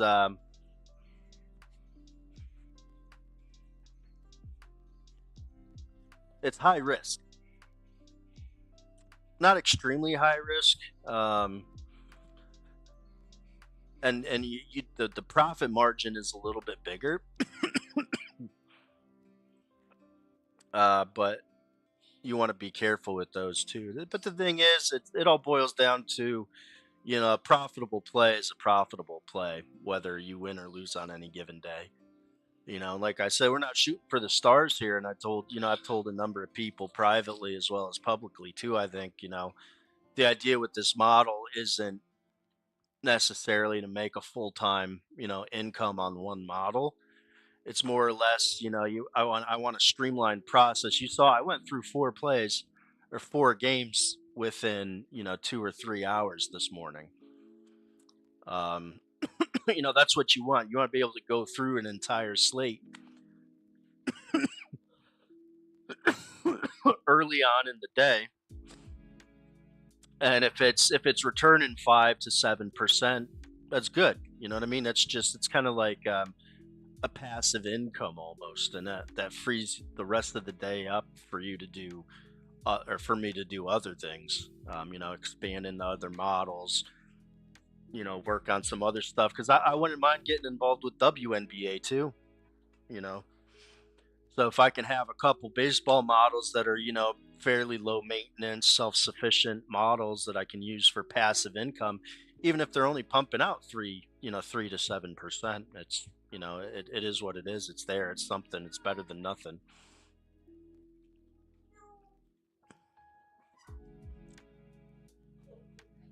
For daily lineup on NBA, that's pretty cool, man.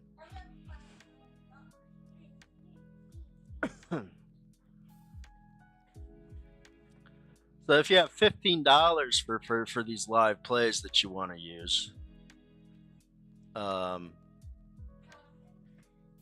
you have a certain denomination that you have to use per bet though?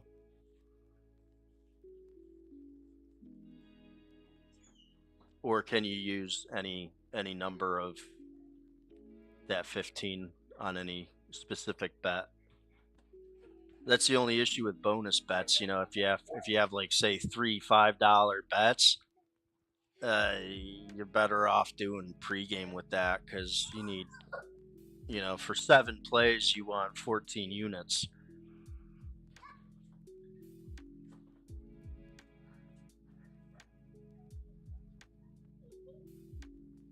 And there's no guarantee that we're going to be profitable today either. We like to think that we are, but once again, this is gambling. Nothing's guaranteed.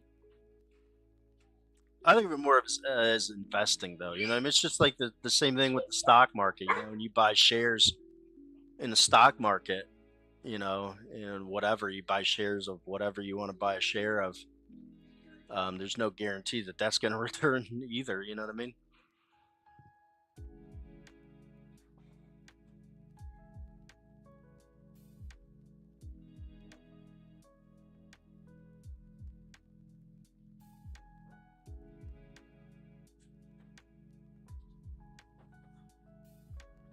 Any amount on 365. Awesome. Yeah. So what you want to do then is depends on how risky you want to be. You can either do say $1 per. That's the highest I would go. You're not going to win a ton, but you could win a decent bit. If you want to be riskier, you could do $2, but that's if we miss our first two batters, you're cooked. So that's all what you want to do. But if you just want to get a feel for it, just you know work in dollar units. So you're putting 50 cents, 70 cents, and then $1. Or you could do buck, a buck 40, $2. What I'm personally going to do is I'm going to skip the first at bat, just simply because I already placed all these wagers pre-game. And if you look, statistically, these guys, they're not typically getting hits their first at bat. So then what I'll do is I will put, I'll skip the first at bat. If they hit, it's a push, no big deal. I already have money on them pre-game. So what I'll do is I'll start my betting sequence on their second at bat, and I'll do half a unit and then 0.7. So that's basically 3/4 of a unit. So, but think of it 50 cents, 70 cents on the dollar. So I'll do 50 and 70. And that way, at most, I'll lose 1.2 units, so say $1.20. At most, I'll lose $1.20, but I'm still winning my unit on the win. $1 per, yeah. So if you want to skip, if you want to follow me and just skip the first at bat, then you need to do $1, $1.40, or 50 cents, 70 cents. That's based on $1 unit. It's like I said, we're not getting greedy. I understand that, a dollar isn't a lot of money, but at this point, we're not trying to make a lot of money. You know what I mean? You're just trying to get the feel for it. That way, when you do have, $100 to bet, you realize, you know what you're doing, and you can bet bigger money more comfortably and not run the risk of losing an astronomical amount of money that you have to work out of, a massive hole. Like, I'm sure you see it every day on Discord too with these guys that are down, thousands, tens of thousands of dollars. Could you imagine how much money you have to stake at 5% return? Best strikeout or in play out for the first at bat? Not necessarily. I just, um, you could bet the first at bat. That works too. Um,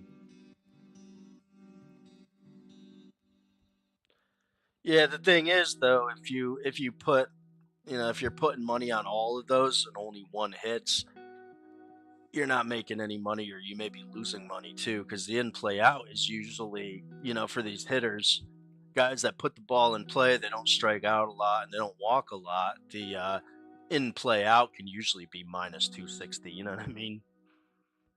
Um, Strikeouts are good, but what I would do, dude, just keep it simple. Just put 50 cents on the first at bat, 70 cents on the second at bat, and $1 on the third at bat. Nah, you're right. You're right. So yeah, let's just put 50 cents, 70 cents, and $1, man. At any point once they do get a hit, you don't bet anymore. You're done. You know what I mean? You made your unit, you move on. If they don't get a hit, you're down $2. You know what I mean?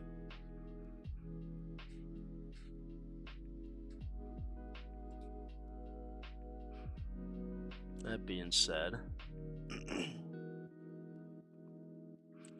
see what's going on in the wacky world of Texas.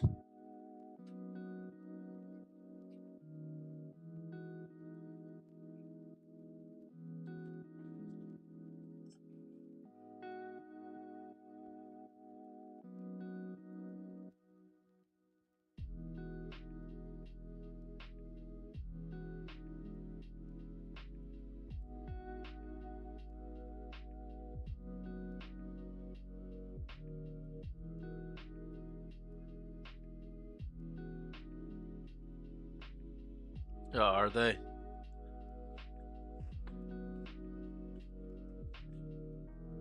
Yeah, I haven't really. I could have sworn some of them were some pretty big minus money, but I haven't really paid attention to much of that.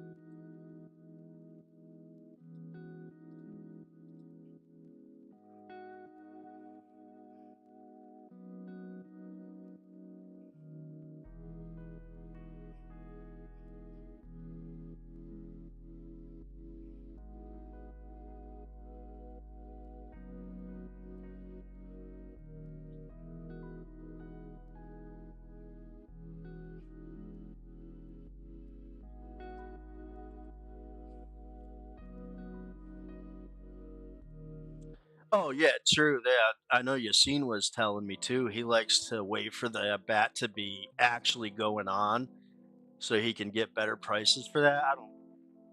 I don't really fuck around with that too much.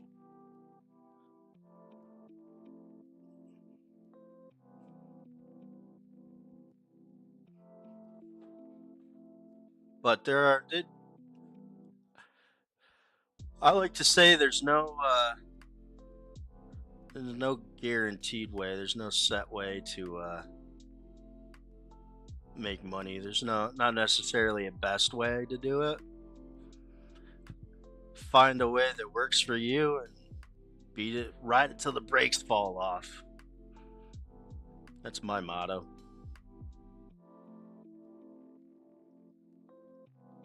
Ooh, I taught you everything, huh?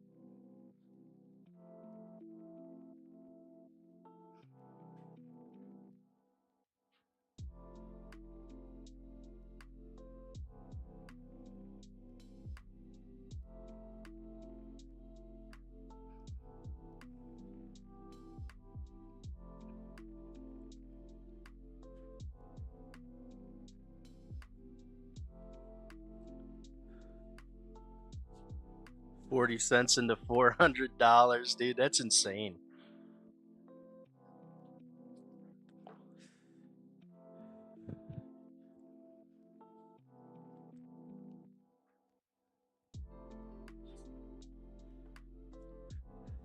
Dude, I'll never forget last year that same game parlay I had you cook up, bro. That's still one of my favorite sports betting stories. Probably will be.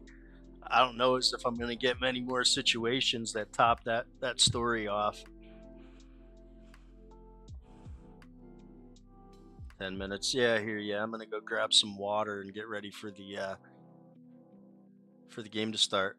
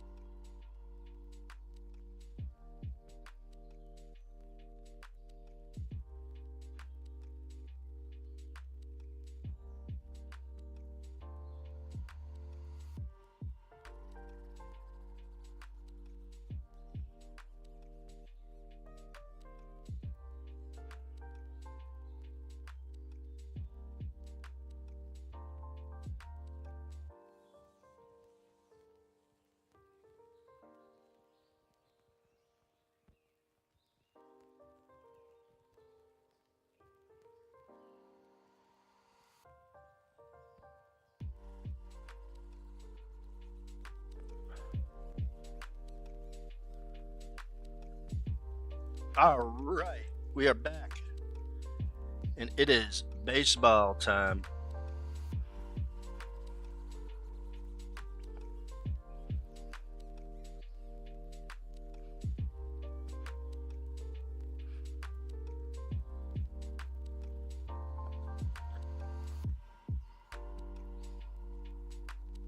I believe Vargas is hitting in the 3 spot.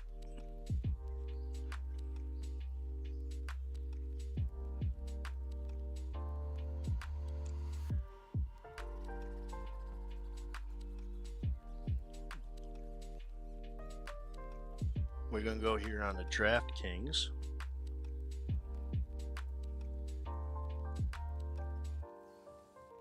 They don't have the line out yet.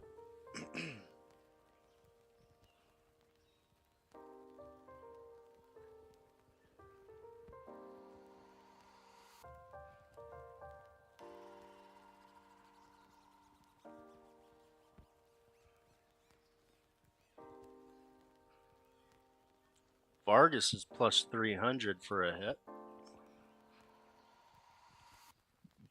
In play out, minus 110, and the strikeout is plus 375. Walk is plus 900.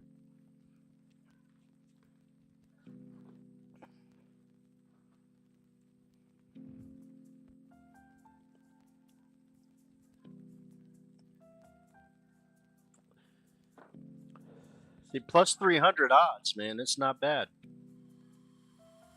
for a hit.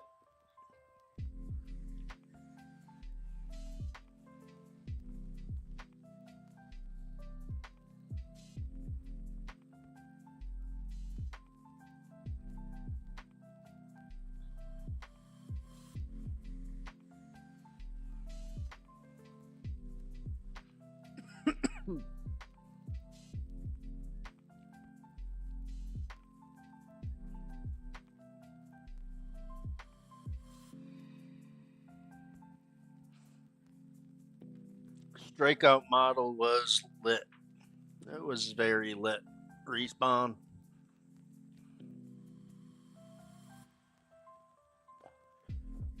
We'll get that running. We're working on it.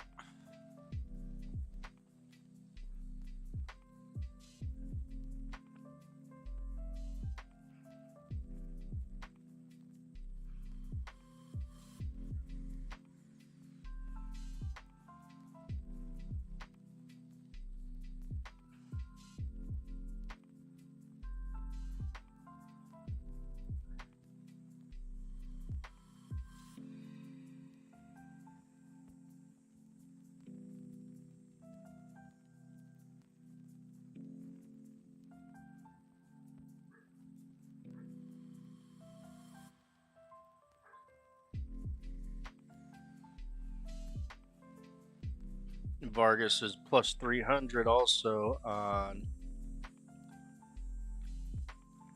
what's it called? DraftKings. So we're gonna go here. We're gonna put a dash. That just signifies that we already placed the bet.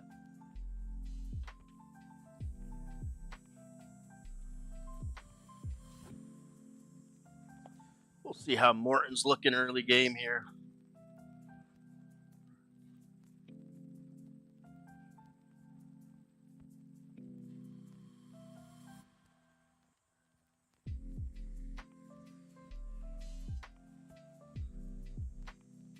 How's the music sounding? We digging the vibes? Infield single, right to second base, man.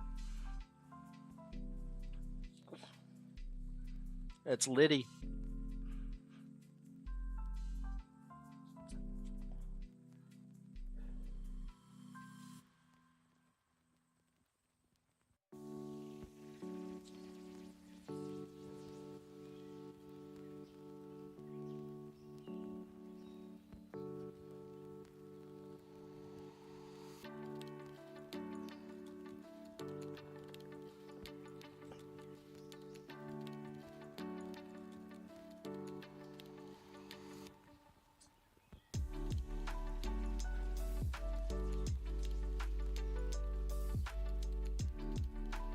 Yo.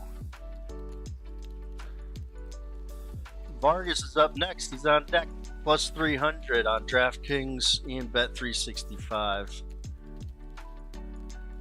I kind of thought so, but I figured your shit would be Mikey Flavors. I was like 50-50. I wasn't sure. But no, I didn't. No, you said somebody told you this was the place to be, so I was like, all right, maybe it's not him. You got me. Bang, bang.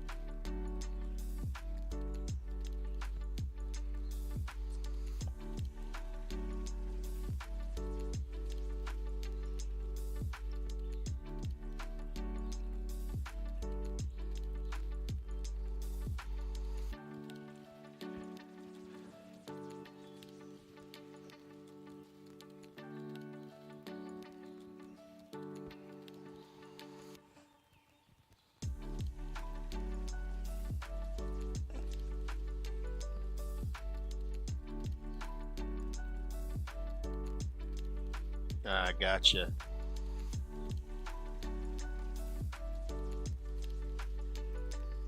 I just changed my YouTube handle yesterday.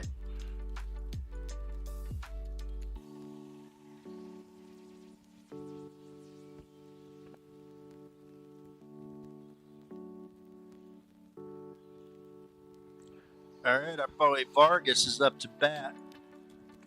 Let's see if he cashes this plus 300 live play.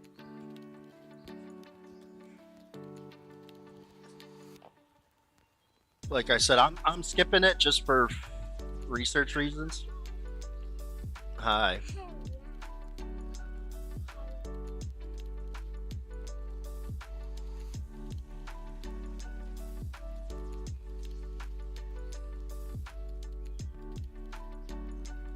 Come on, Vargas.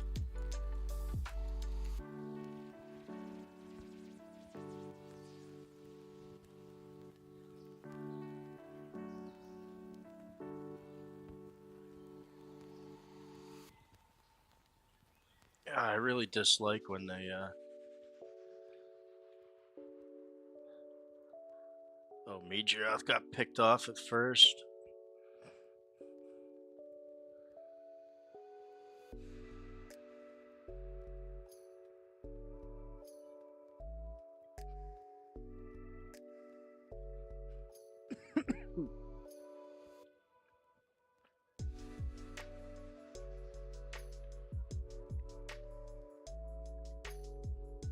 Two and two count to Vargas. Is he going to get the hit or do we swing again?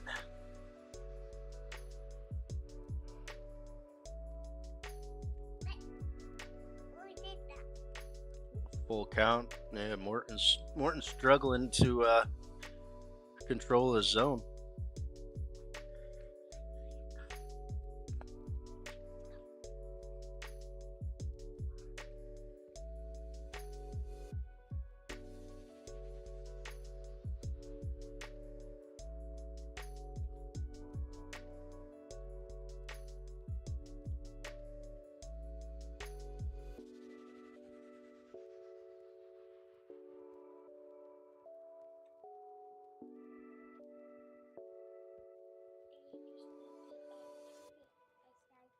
Put it in play.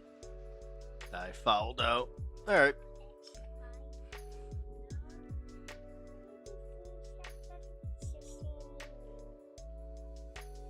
You're saying the alphabet?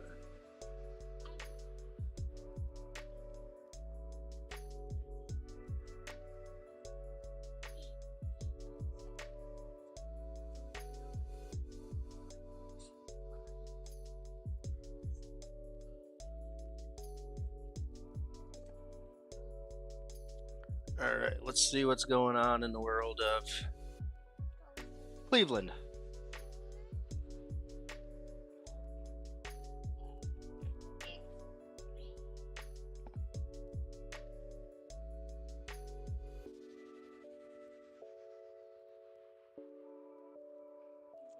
Quan is plus 225, Ramirez plus 230. Over on Bet365.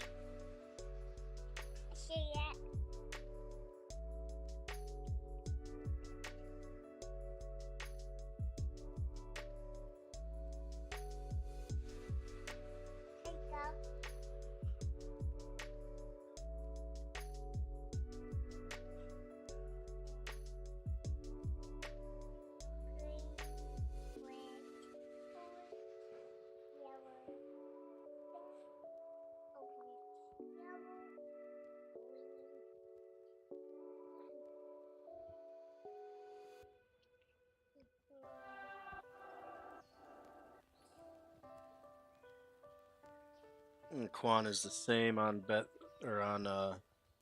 DraftKings. +2, but +230 or +225, and then +230. Like I said, I'm not playing these first plate appearances, but I still like to track them just for research purposes. Because the only one I didn't bet on pregame was Stephen Kwan, and I don't really care if I miss out on that 30 cents. You know what I mean?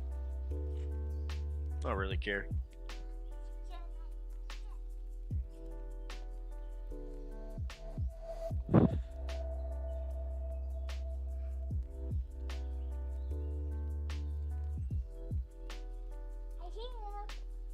Hi, bro.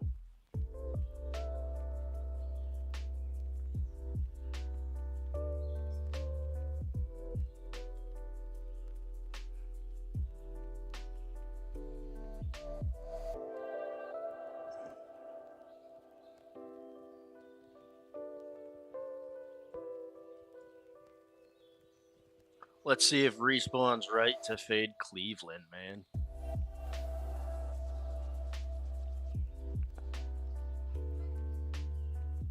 Bro, you're gonna fall. Why?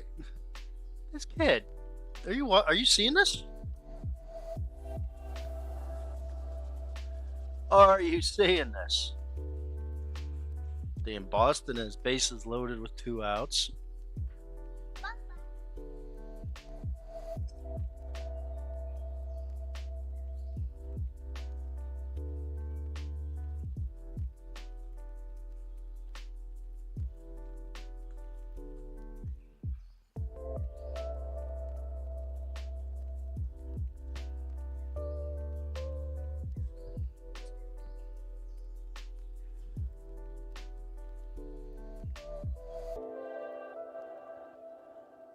Yeah, well, the wife wants to get to 2 eventually. I'll probably start working on that once my physical complications are settled up. Billions, what's up? How we doing today? I'll just run everybody through. The hitters we're on today, we want Miguel Vargas from the White Sox. Orioles, we want Juan Ramirez from Cleveland. Pena and Altuve from Houston, and Happ and PCA from the Cubs. So those are the picks that I settled on for today.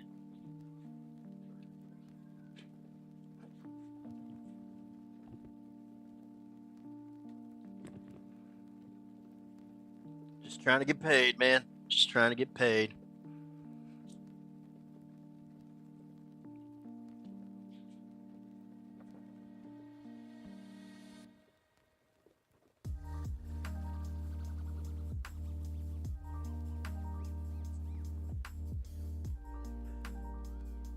Vargas already had his first at bat. He didn't hit. He's +300. Quan is +225 for a hit. His first plate appearance. And Ramirez +230. So not great odds, but not horrible odds. Let's see what Quan does here.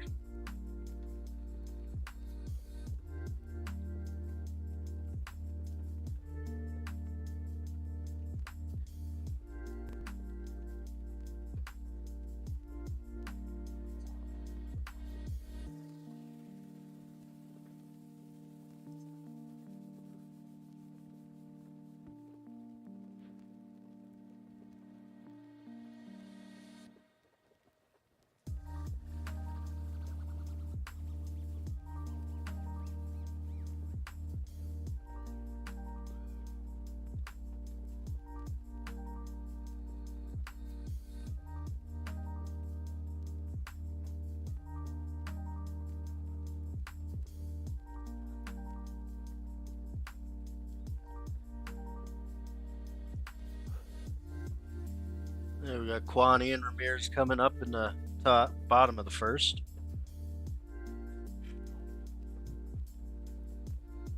See how we make out.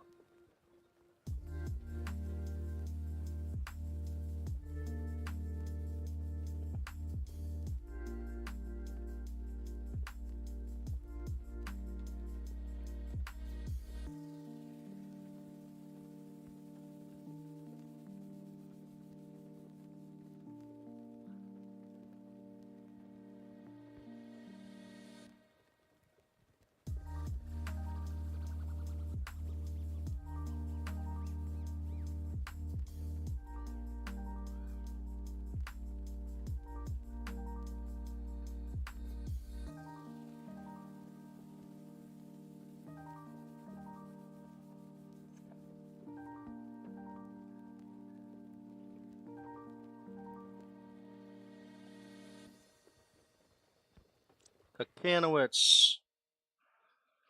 Let's see what you got, buddy.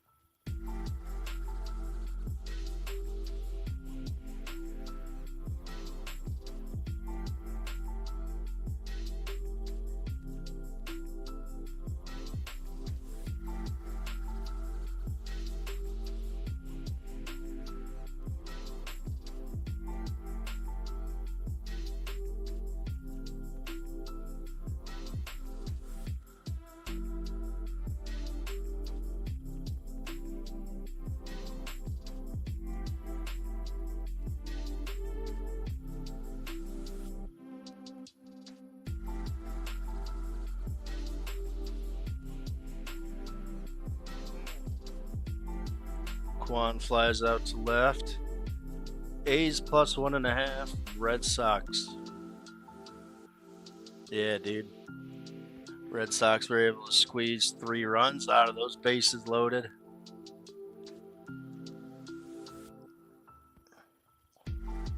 A's are up early.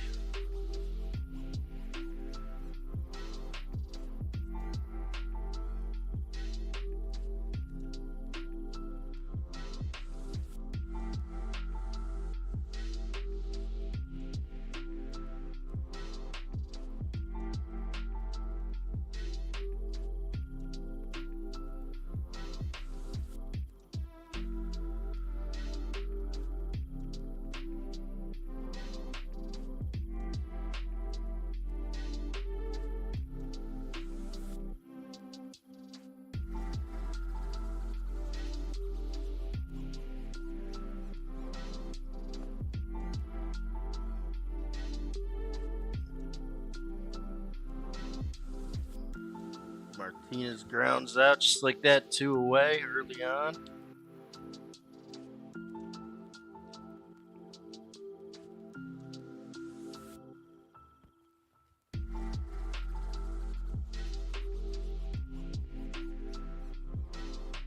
Ramirez.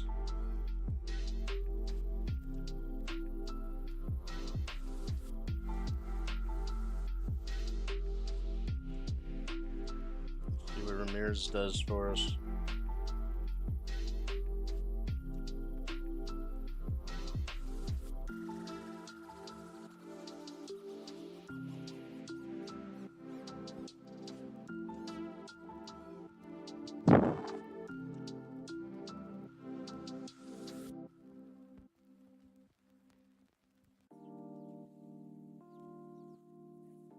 Puts it in play. He singled. All right. So that was plus 230 for that one.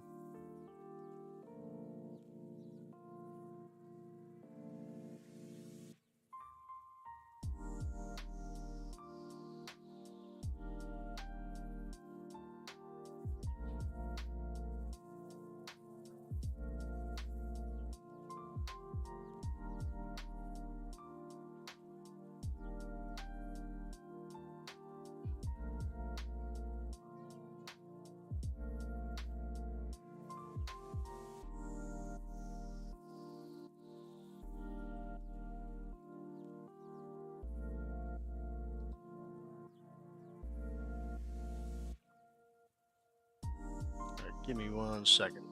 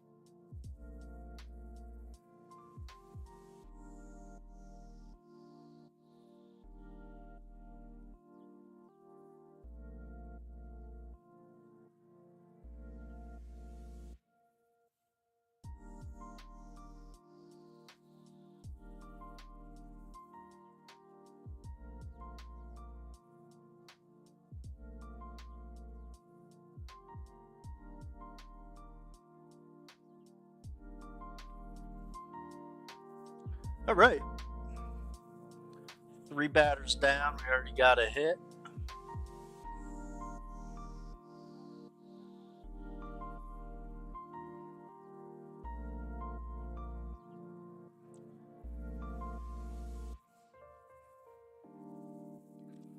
Let us see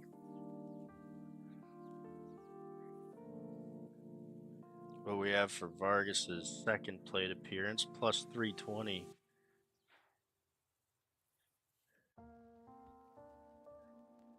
For his second plate appearance. It's not a bad price. I think we're going to go ahead here and log that in. Got about 10 minutes and the Rays game starts.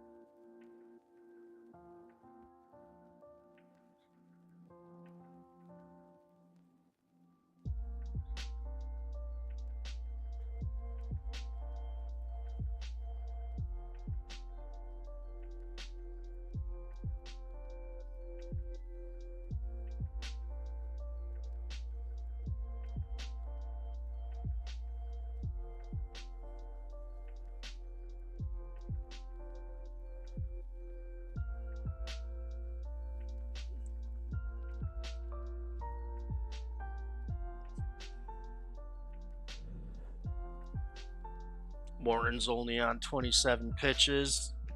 It's good for us.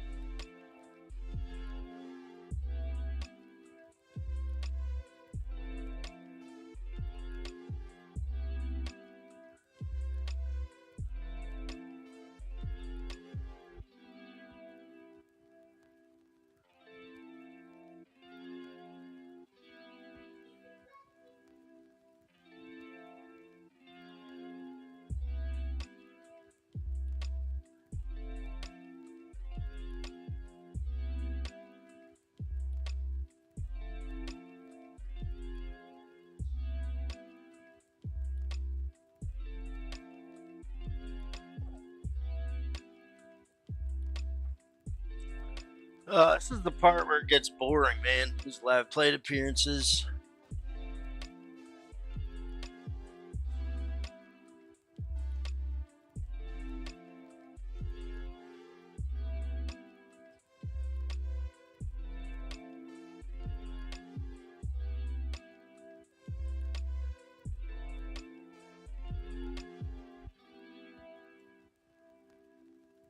I'm actually going to go AFK for a couple minutes and put my kid down for a nap.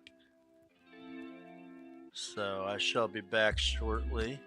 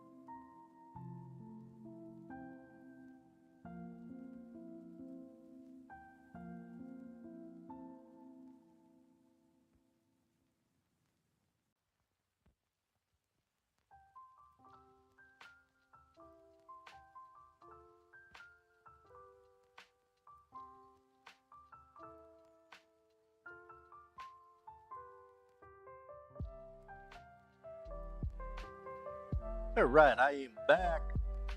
Back, baby. Did I miss anything fun?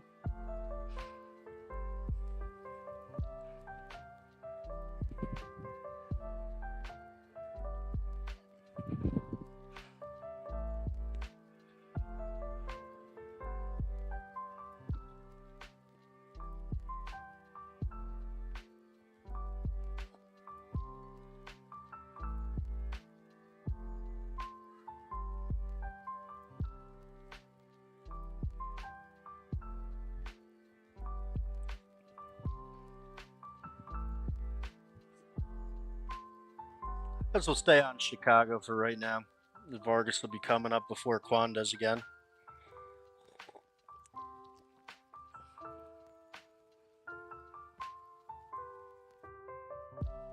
Oh, wait, we got some other games starting here.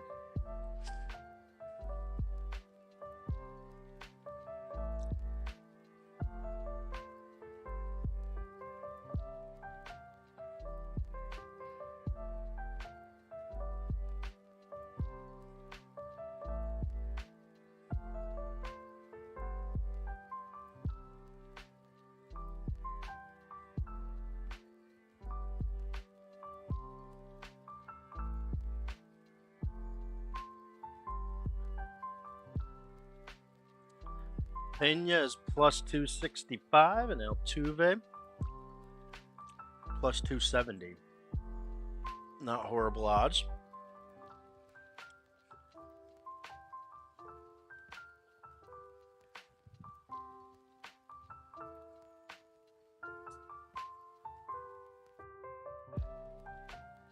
Not horrible odds. What's going on, Mamas? Come here. No, you all good girl. Yeah.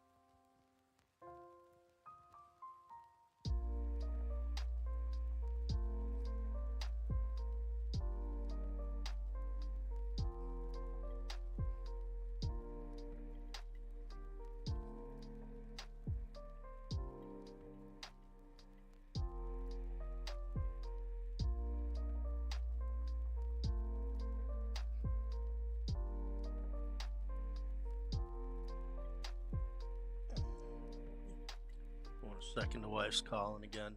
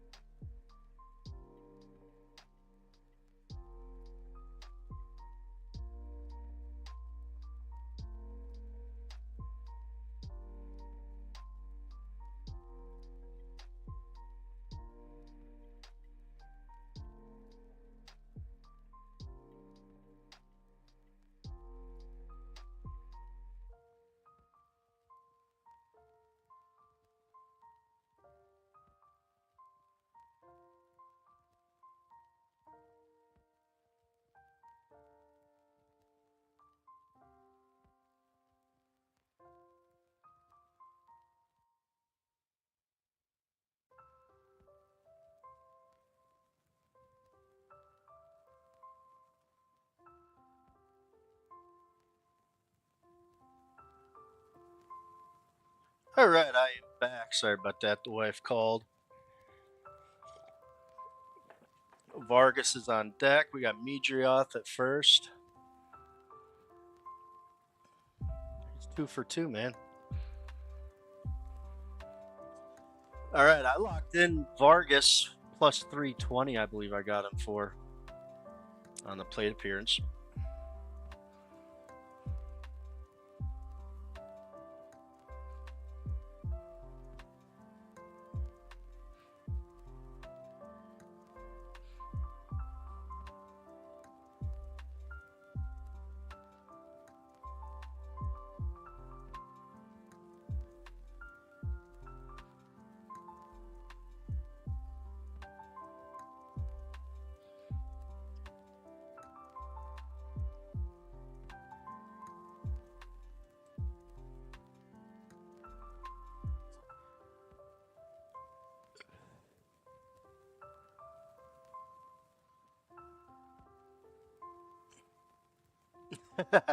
Yeah, good. You just missed Ramirez hit, bro. Ramirez hit for us. We're waiting on Vargas now. Got him for plus 320.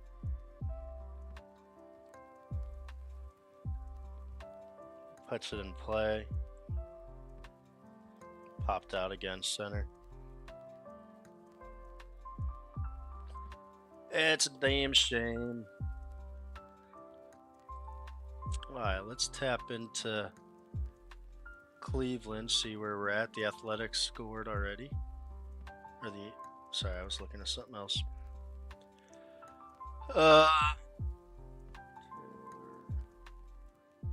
Arias, Jones, Quan. All right, so Quan's next up at bat.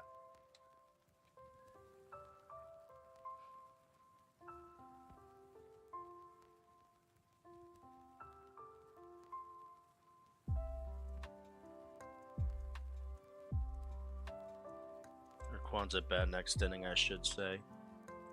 Plus 230 again on Bet 365.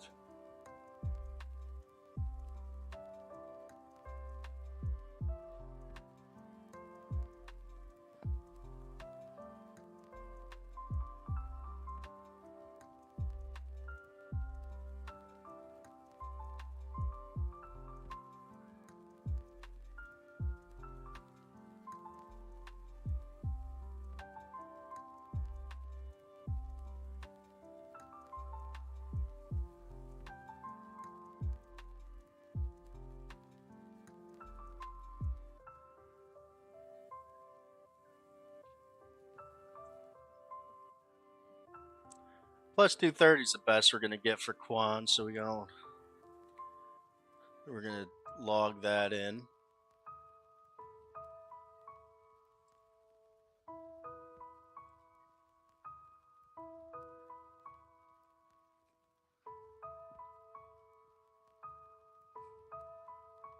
Fade God.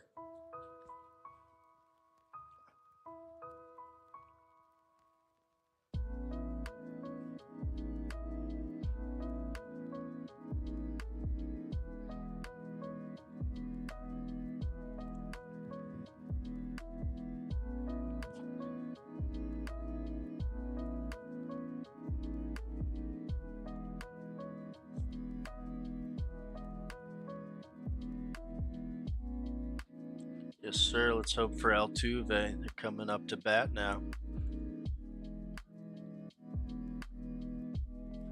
Pena and Altuve. I think they were like plus 260s for their plate appearances.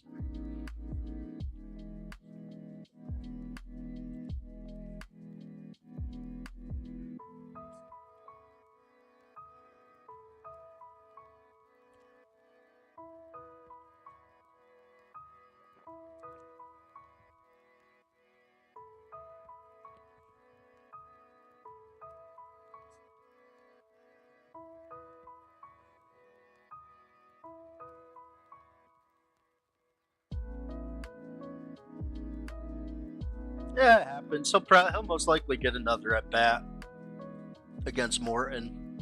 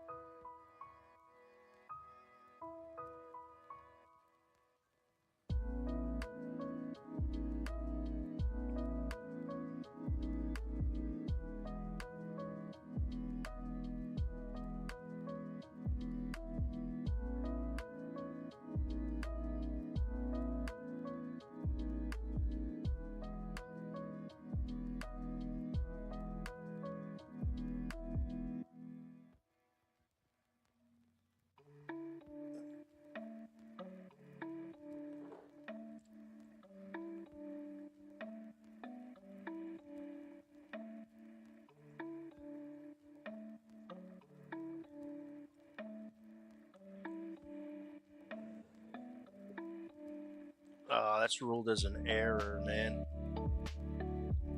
Pena reaches base, but it's ruled an error. He gets the second.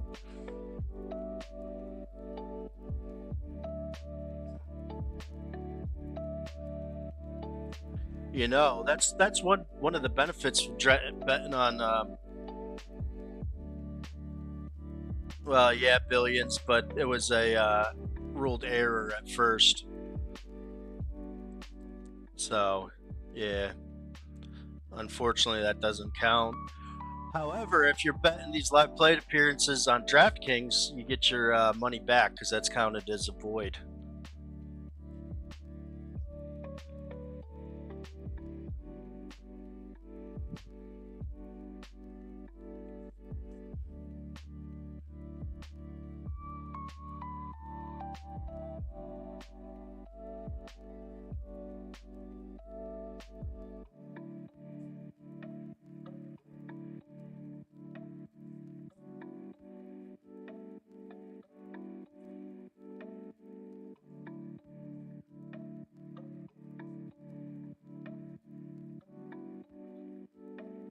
All right, Altuve grounded out. See, so that's why I figured it was more profitable to just bypass these first plate appearances altogether. Yeah, that's the same with Bet365. I go for whoever has the better price. But yeah, if DraftKings is right about the same, it's safer to play on DraftKings. So, look, out of 5 guys already, only one hit on their first plate appearance. So it really, to me, it's better for me to just cut these first plate appearances out, not even bet on them.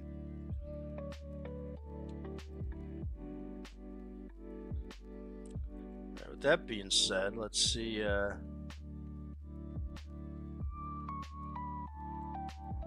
Let's see where we're at in Cleveland.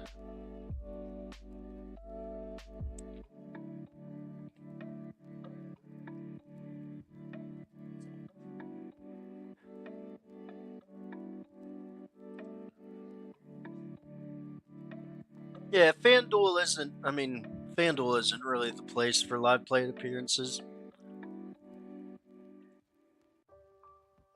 I'm not crazy about FanDuel, but you know, I put them. I took Ramirez pregame on FanDuel because they had the best price.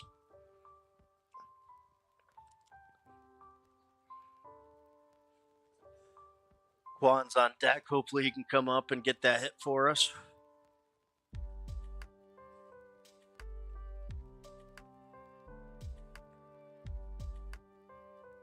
While we're waiting for that, let's hop on Bet365 and see what price we're getting on Hap and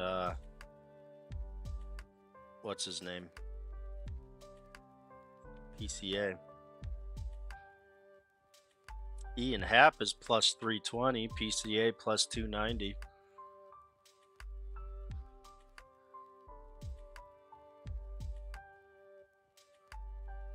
On Bet365.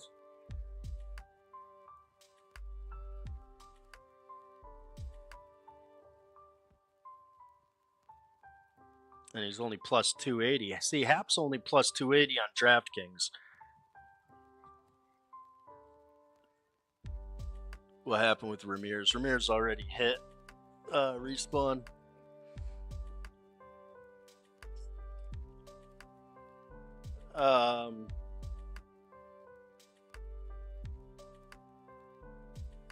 Jones singled. See?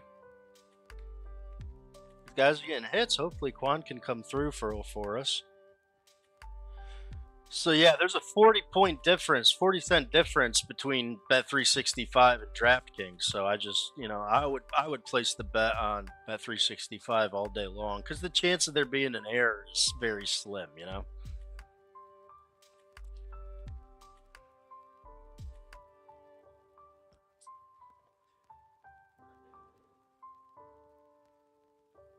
See, this is the point where they may start walking Quan, like we talked about respawn.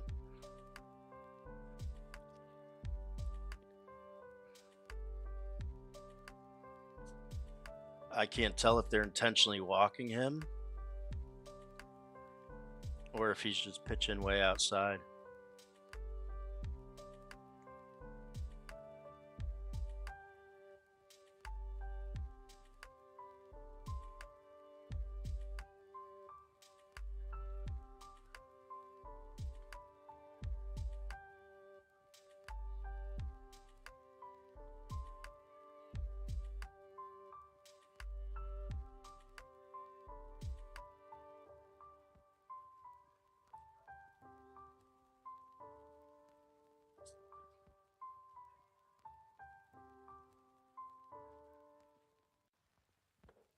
All right, give us something to hit, baby.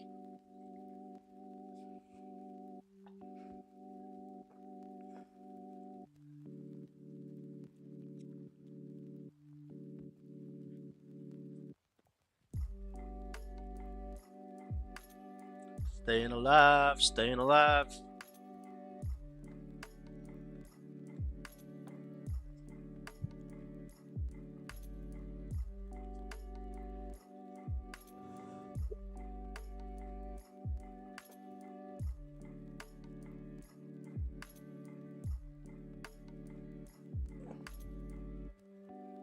I just hope he doesn't work his way into a walk. I want to see a hit, man. Get us paid.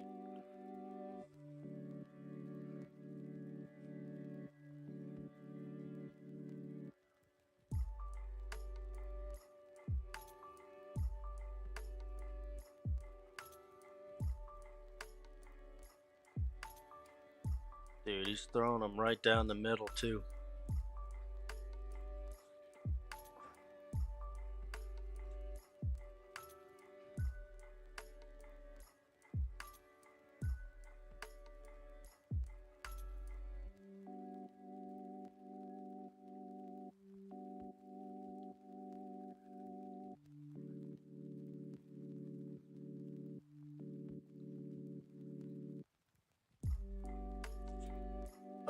Full count. This one's a sweat. This is a sweaty at bat, man. 8 pitches, though. Good on Quan for working in that bat like that.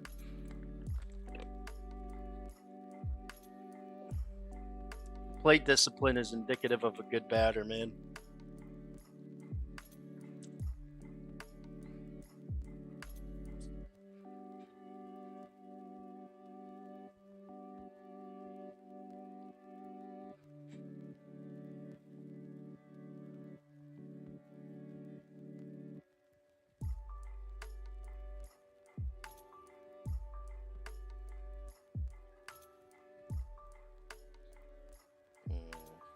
Sacrifice fly.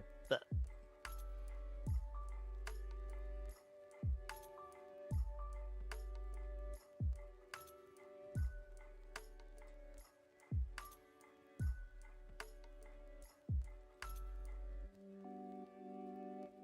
right, let's see what's happening over here on the Chicago side of things.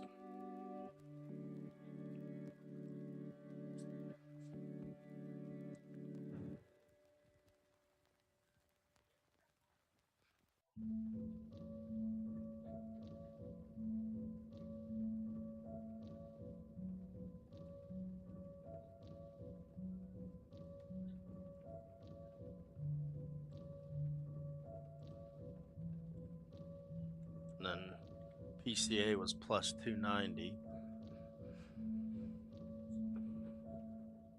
So we're going to go ahead and log those just so we don't lose our place.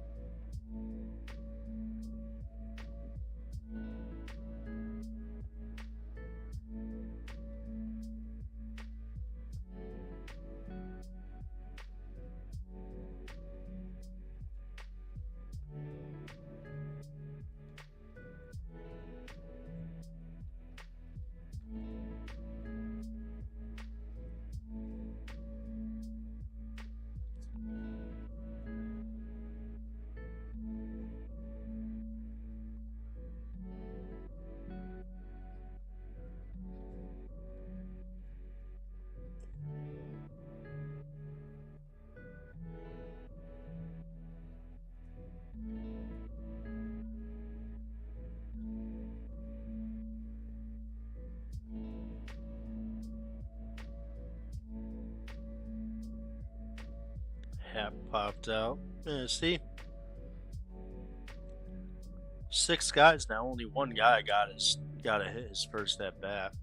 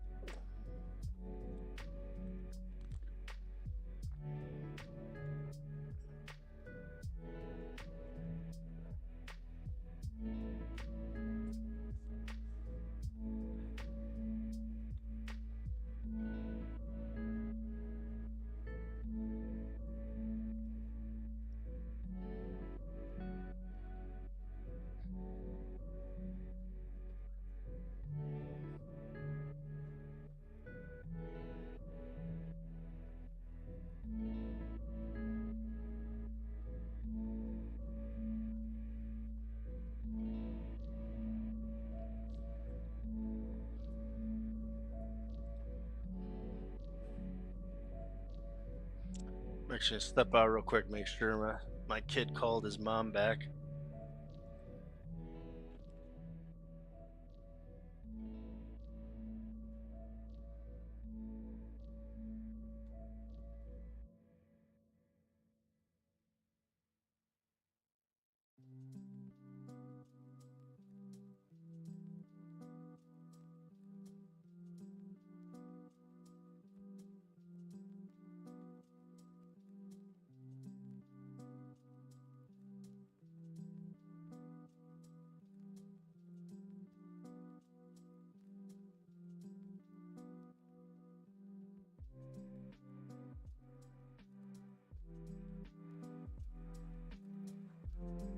We are back.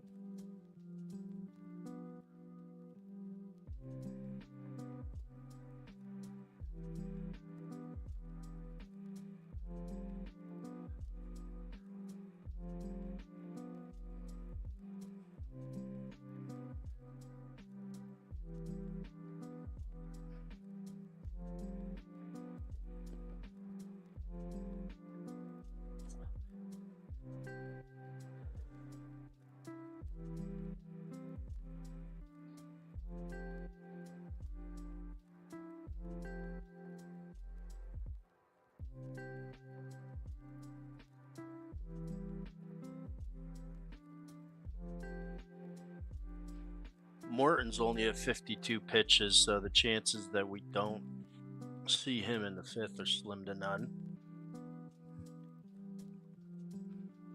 So let's tap in and see what we're getting for Vargas on a hit.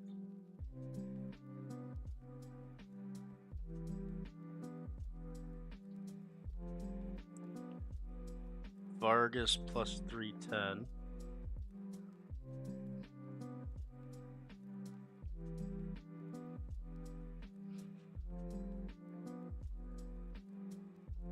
So we're going to go ahead, we'll lock that one in.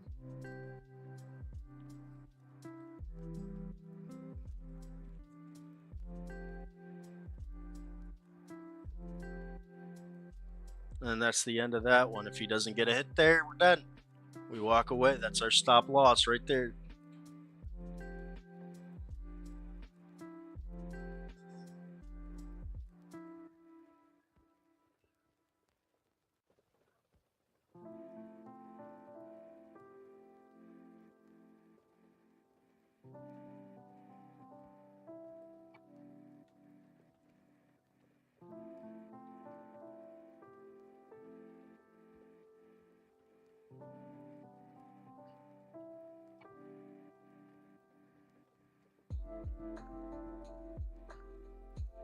Suzuki walked. Martinez is struggling, man.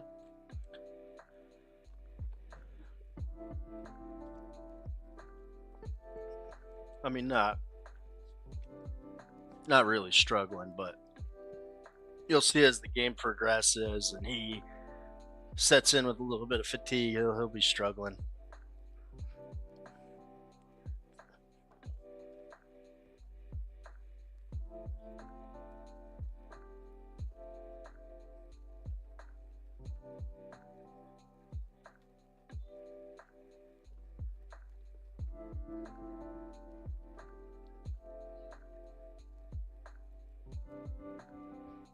PCA singled. Yeah, it was a plus 290 right there.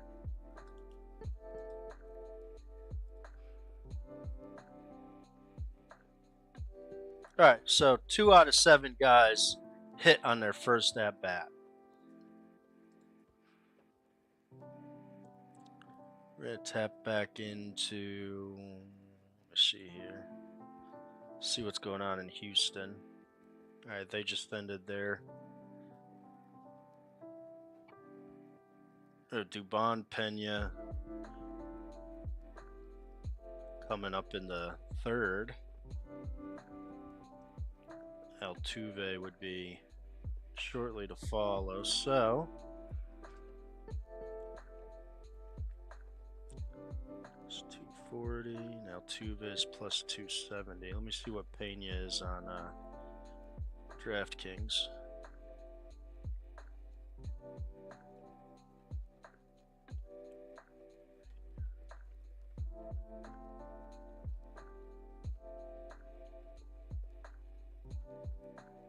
Plus 245.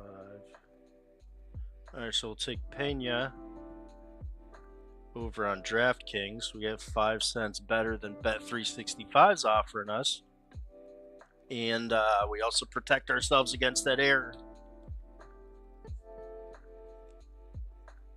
It's a win-win if you ask me. Who's I looking at?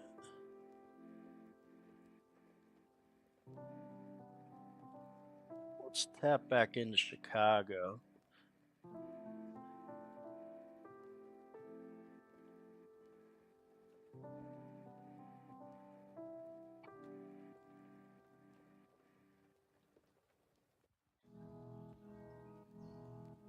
Kerstad just tripled.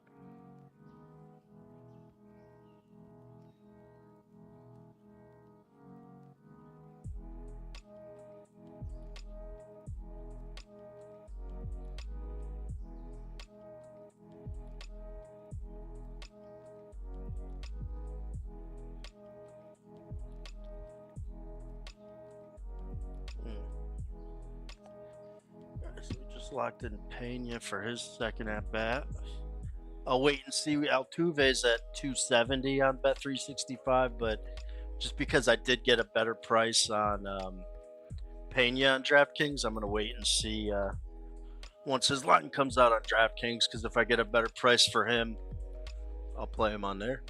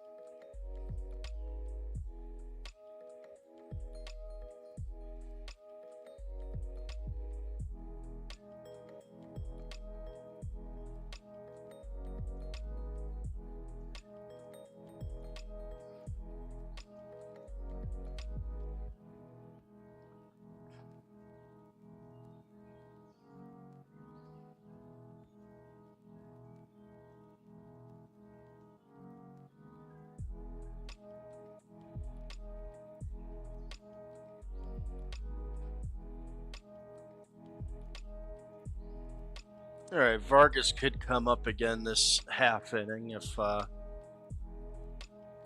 we get some action.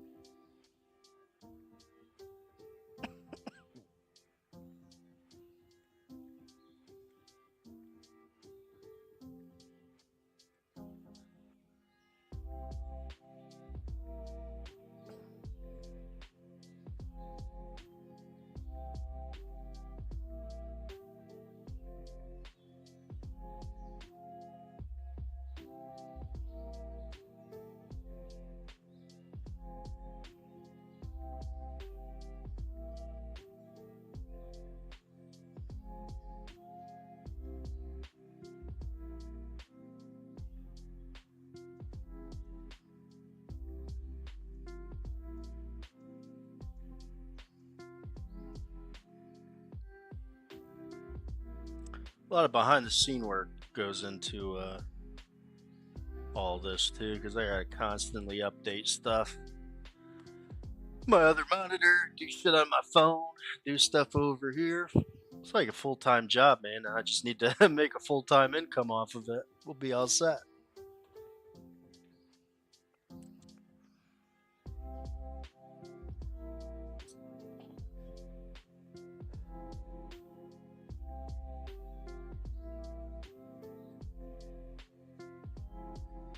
All right, I would like to see Vargas get an at-bat this inning because I don't know. I think Morton comes out for a little bit next inning. I'm not sure how many pitches he averages, but he should be good for another inning, I would think.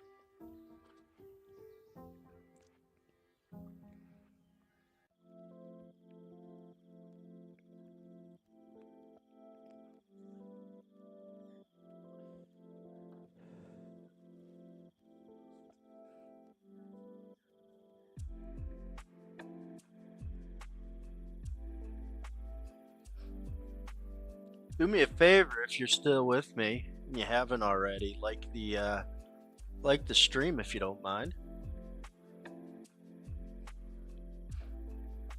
They tell me that'll help.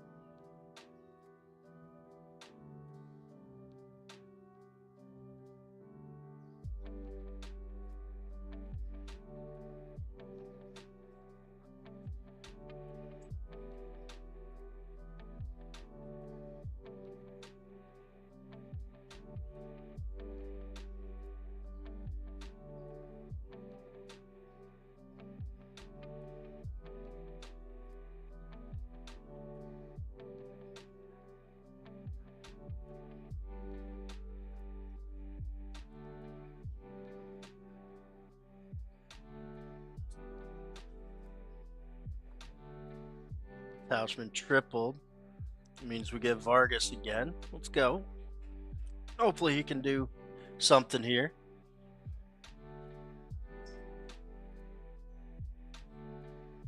After this, we'll switch over to what's it called? Tampa Bay.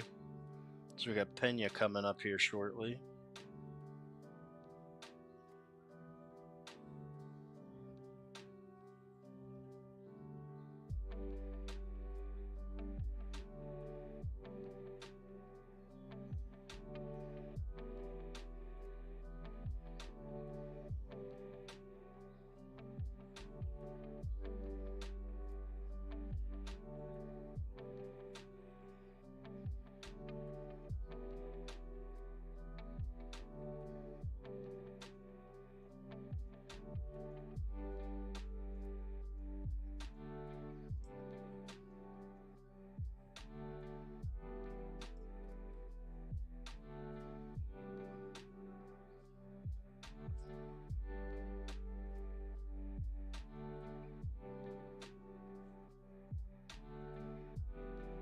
Flies out again, man. So many fly balls.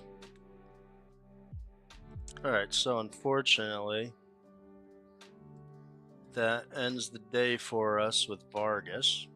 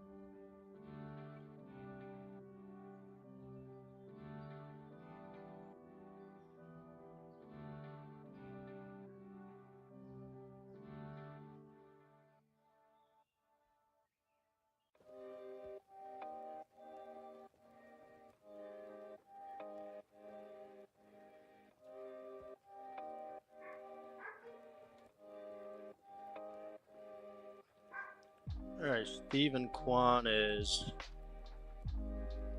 plus 235 on DraftKings, so we're going to go ahead and put him for his third. Let's go ahead and record that so we don't lose track of that. Pena, we just got done with Pena.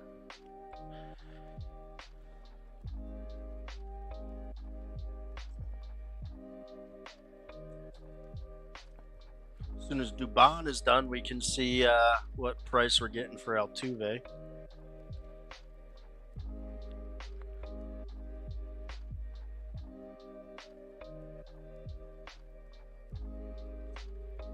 Look and see here for Altuve.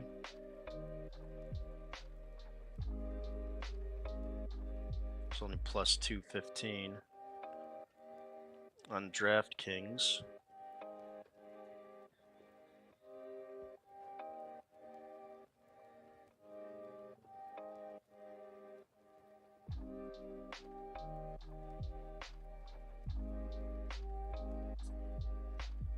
Altuve's plus 235.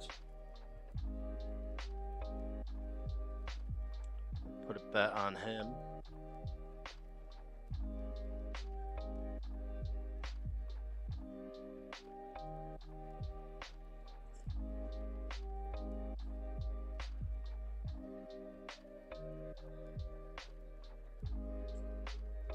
Pena singled on his second at bat.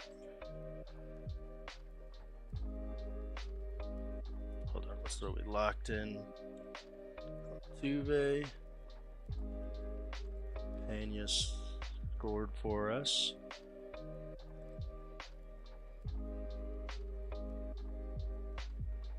All right, see, our hits are starting to roll through.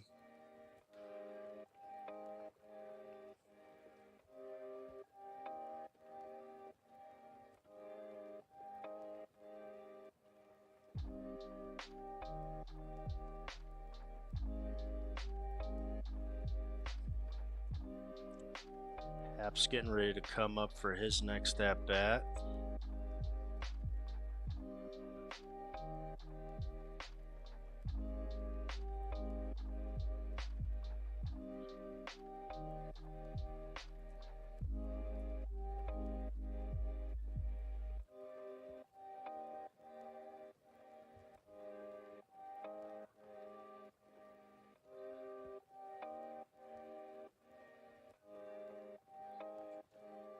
Haps plus 320 on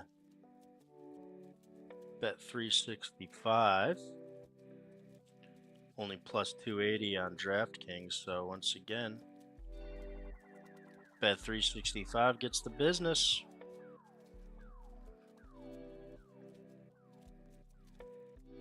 So we're going to go here and register our second bet on Hap.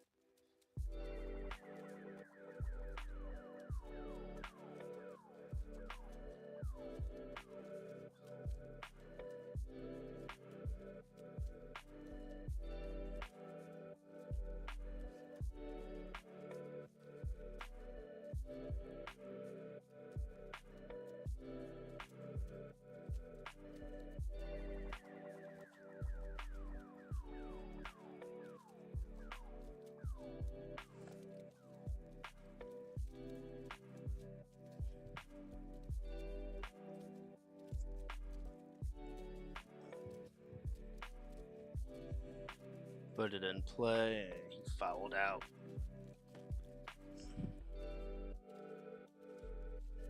All right.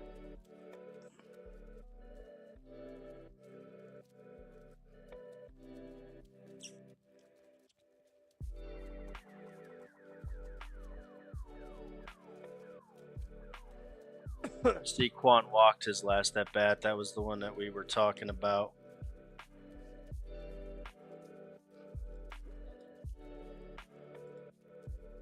It's unfortunate. They walked him because they had all that shit. All those guys on. Oh well, it happens.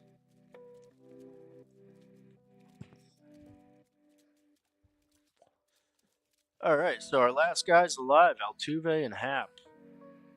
Altuve just flied out for us, unfortunately. So let's tap in and see. Hap's coming up first at bat in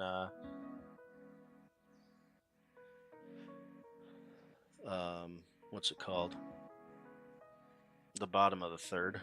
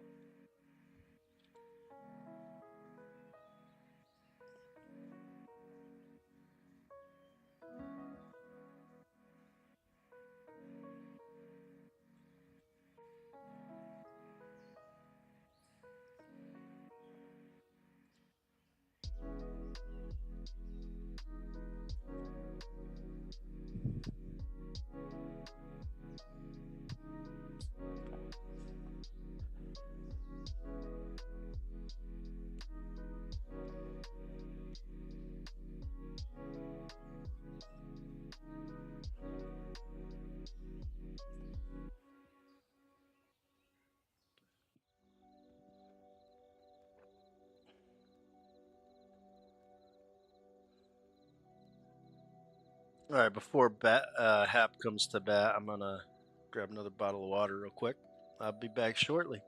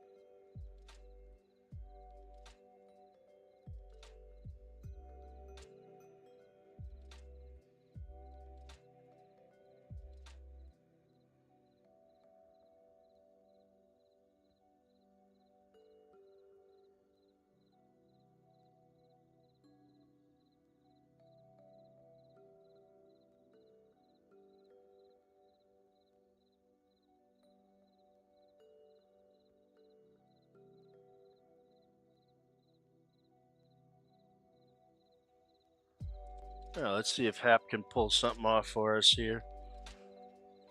Be nice if he does. Be real nice.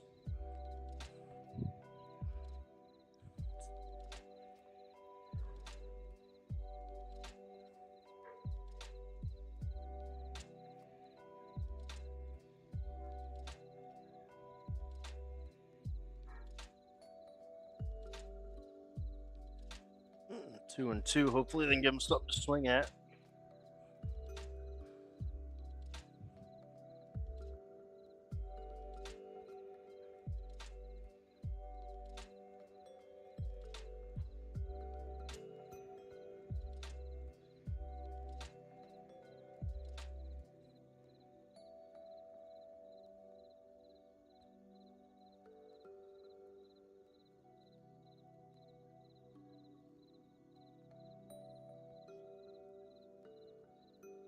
They struck out. What a bum.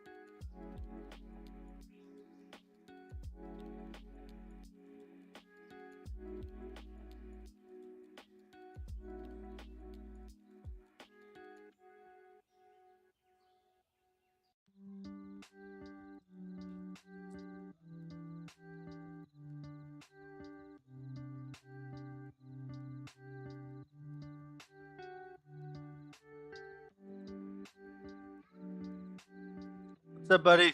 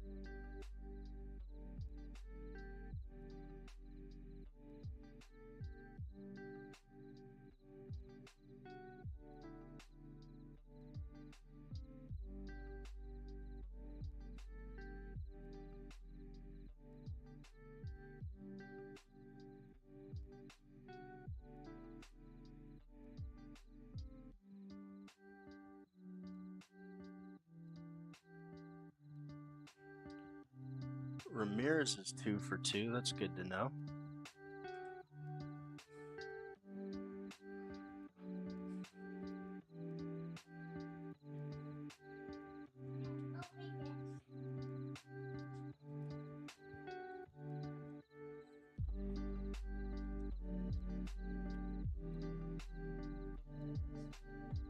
Well, hold on. You have that one. We're going to wait till Mommy gets home, okay?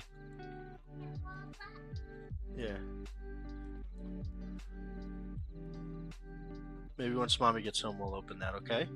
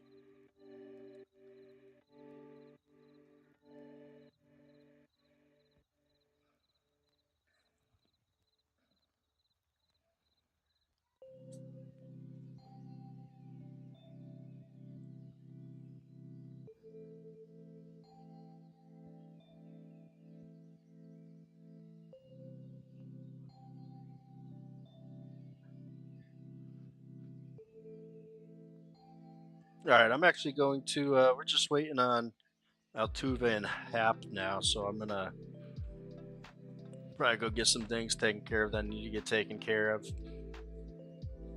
But we'll tap back in tomorrow for a recap.